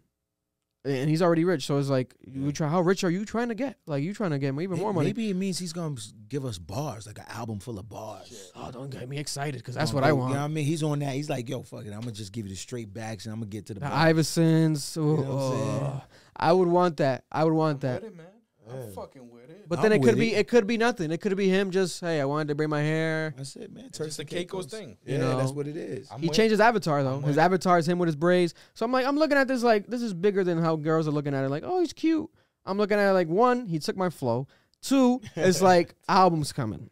We might get an album soon, and it's going to be this whole theme. I would imagine, because he doesn't look bad. It looks decent. It looks like it's like, okay, it's workable. He looks cute. It would have to be, though, I would say. I still ain't looking, you know. This guy. From what I understand, you know, it looks all right, you know what I'm saying? But the way that this is positioned, it looks like he's on that hope shit. You know what I'm saying? Hope shit. Nah, man, that ain't THS, man. Minus the duck lips. Okay, but I don't give a fuck about those lips. What's going on with the lips? I love a selfie, too, but come on, bro. Come on, man. You know what I'm saying? But it's like, maybe it could be how Hope's saying. But he has a certified lover boy chain on. Yes. Hard chain is fire. That chain link, the chain links, that's just crazy with the OVOs back to back. OVOs. That's just hard. That's hard. That's just hard. Oh, that's hard. Yeah. I didn't know that. The owl eyes everywhere. Owl eyes, owl eyes, owl eyes. Yeah. Hard. That's a different type of money. Fucking hard. Bro. That's hard. That's hard. That's just hard. I'll snatch that shit. That's hard. That's hard. Yeah, I might rob you, man. A chain but maybe with these braids, he's trying to get like a tougher look. And yeah, maybe he's like, yeah, not damn with me. the fucking duck lips. Listen, man. I hope we get fucking bars. I hope Hope so, got me too. excited now because I thought a new album, but it could be that and bars because you got the braids. So it's like that's what I'm saying. We saw the Benny. They're saying there's 2 Benny the Butcher songs with Drake. Right. There's hinting of that. 40 always says he wants like a 10-track album by Drake, just bars. That's bars. He hasn't given us that. He's like, I always tell him we can do that. So it might be that. I think it might be that, man. We can't say he ain't got time because, like I said again, he's been gambling a lot, bro. He's up. He's up. His son has braids. Yeah, he's had braids like for like 2 years now. Like his Probably son mirroring his son, like father, like son. I can exactly, respect it. exactly. I respect it. I respect exactly. it. I have a daughter. You know what I mean? I respect it. Yeah, man. So man, God bless Drake's braids. It's crazy. But moving on to a man who is back in public and online. Let's put. Can you put up the clip of him being in public real quick, Marloon? Travis Scott, guys, Mr. Cactus Jack himself, coming off of the controversial deaths happening of his fans at the Astroworld Festival last year in Houston, his home city and state of Texas. We have him being out in public, hanging out with James Harden and Little Baby. I think it was one of their friends' birthday. Why does Little Baby look like a little kid? Yeah, he's screaming. Watch, press play, press play. He's screaming, you know, after James Harden fucking had a terrible loss, by the way. Let me just throw that in there. I don't know why he's going out and partying, but to each their own, I guess. Going out to party yeah, bro. Kobe is looking down at this and going like, you gotta be in that gym, man. what the fuck? You going partying? You going to the gym. There's no mama mentality in this. Ain't no mama mentality here, you know what I'm saying? But that's a conversation for another day. But when it comes to Travis Scott, it's like, okay, he's back in public, right? He posted a selfie also on his story, smiling and like very more like, okay, I'm back, guys. But then we have this $5 million initiative. He's donating $5 million. They built a $5 million infrastructure. It says the initiative is for real change after the deadly, deaths have happened at his festival. He announced in an Instagram post, Project Heal will seek to work towards solutions to challenges facing today's youth, especially those from marginalized and at-risk communities.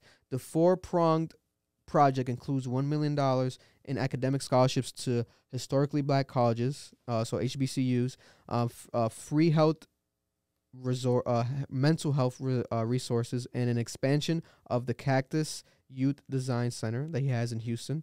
Scott will also fund the U.S. Conference of Mayors Task Force of Event Safety, as well as a tech-driven device currently in development. Oh, wow. So they're developing something to make these, concerts and festivals safer. I think that's what's going to help him and his legacy more than anything. Man, he brought out the mop. We got to clean this up. It's like, this is what you're going to have to do. Yeah, I get it. And I applaud it, man, because 100%. he could have done nothing. Yeah, exactly. Yeah. Because there's the argument of, like, it wasn't his fault. And it's like, yes, but you're not going to wash away when there's deaths involved. People are going to feel how they're going to feel, guys. You could be a Travis Scott fan. Let's stop sucking dick for a while. Let's step aside from the music. There's death involved. Kids have died. These parents are going to feel how they're going to feel. And you can't force these parents to feel otherwise. That is what it is. If my fucking child died after going to a festival that I might have not even wanted him to go to, or I'm like, all right, let's this is like the artist that causes them happiness, joy. You can go. And they end up dying. Yeah. You're going to feel how you're going to feel as a parent. That's why they've all felt this sort of like weirdness towards Travis. Like they don't want to accept his donations and stuff. And it's like we have to empathize with the parents.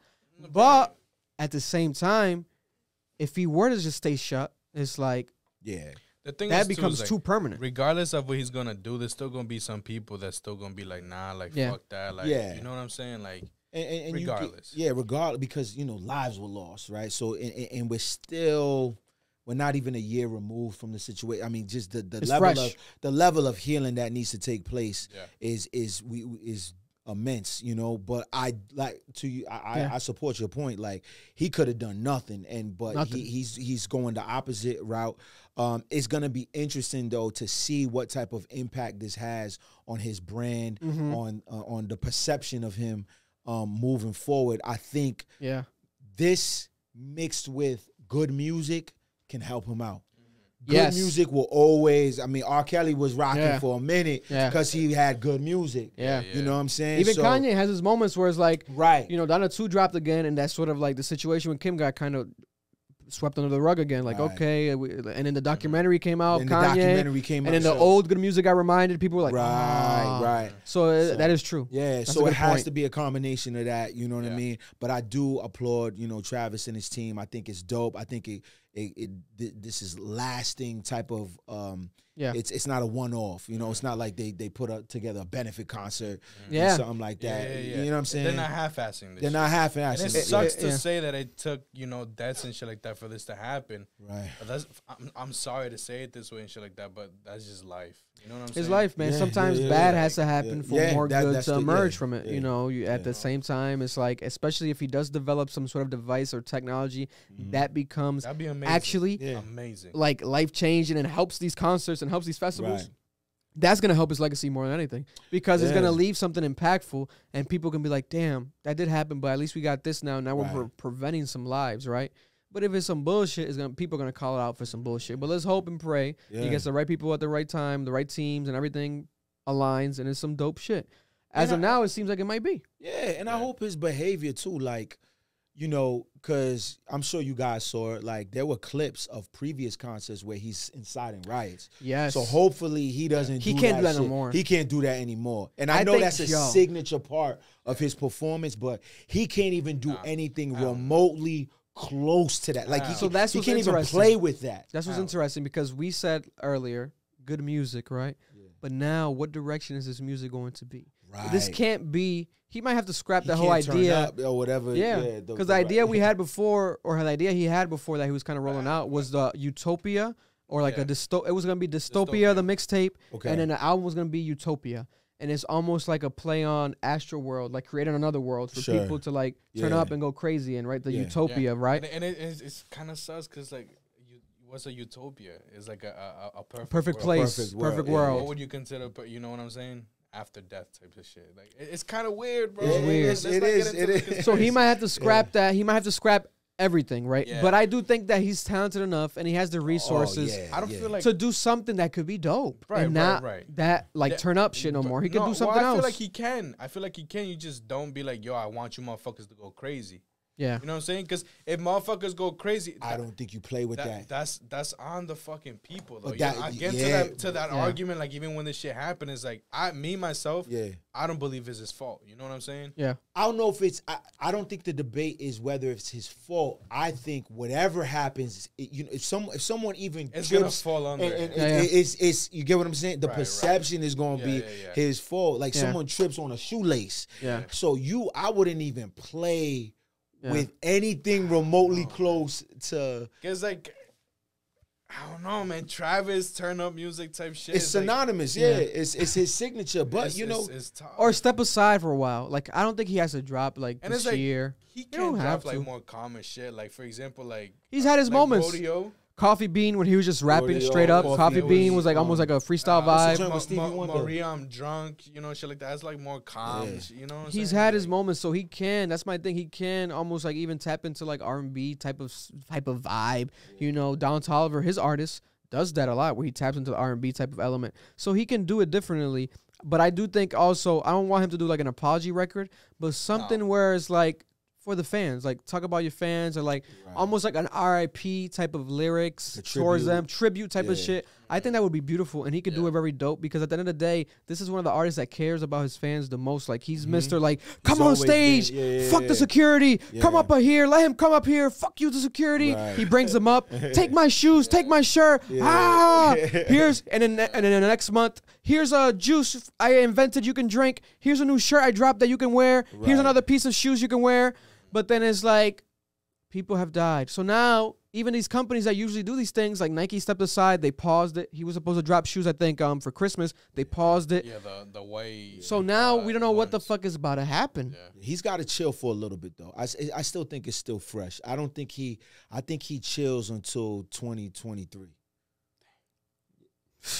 And when I mean chill in terms of putting out music or anything like that. I think there are ways that he can still make himself relevant. He could do a tribute record. Do an interview like a or whatever, the Rap Radar or something. I don't know. Yeah. But in terms of like putting out music or any shows, I just think it's still fresh. He has to be selective with it. He's got to be extremely. Because even this Project Heal shit, like, we fuck with it, so we'll read about it. But a lot of these kids don't care, bro. All I saw online when he came back onto social media, people were like, "No, the album's back." And then you also saw the outrage, like, "Oh, what the fuck? Why is he blah blah blah?" Yeah. So people are even skipping like this Heal. They don't care. They just think about like, we either want the music or it's like, why is he? They're skipping everything. There's no in the middle. There's no in the middle, really. Yeah. So that's the sad thing about this. But prayers for Travis Scott. You can't please both sides. And he just had a child. They just had a child.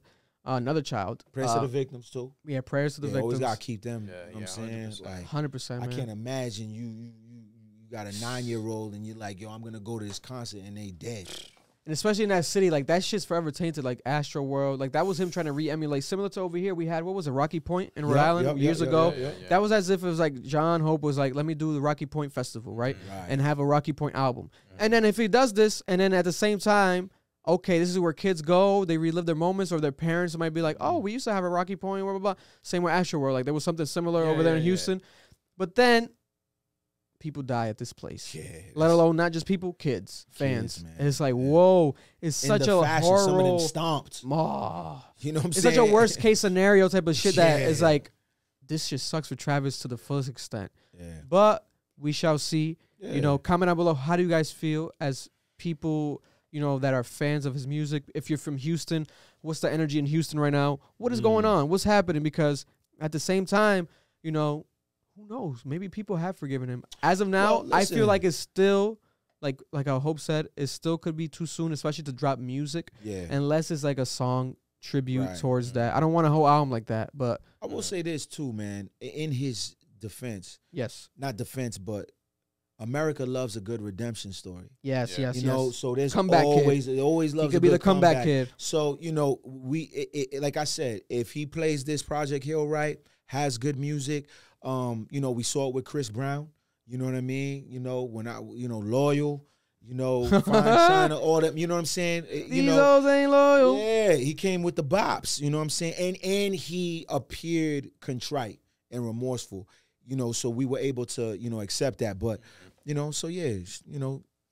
pray for everybody. I feel like for him to just come back and shit like that, he just has to continue. If he does continue with the music and shit, he has to at the same time be continuing to push with all of this stuff. All of that, Don't just do it now, make people forget about it. You got to keep helping. You got to. That's a good point. Yeah. Like forever. Yeah. That's just crazy, man. God bless everybody involved. I pray there's more change actually happening, and it's not just a photo op or like something that looks good on paper but doesn't actually happen. Yeah, and hopefully other artists fucking chime in too. Guys, like, you had them in the beginning. It's like, guys, I'm checking for your security, and that's all you're doing now. Hopefully you motherfuckers chime in and actually pitch in too and start doing shit like that. Yeah. Y'all gonna benefit from it too. If shit does go down, you feel me? Yeah. There we have it, guys. Episode 22, another week of Cap. God bless everybody out there. Appreciate you, Hope. Coming on the podcast. Hope to have you back on again in the future. Let's do this again. Great conversation, smooth, Come on, man. It's always. Yeah, it was a beautiful, beautiful time, man. Be safe, please be safe in this wild time we're living in right now. And until next week, this has been Cap again. They gon' love me for my ambition.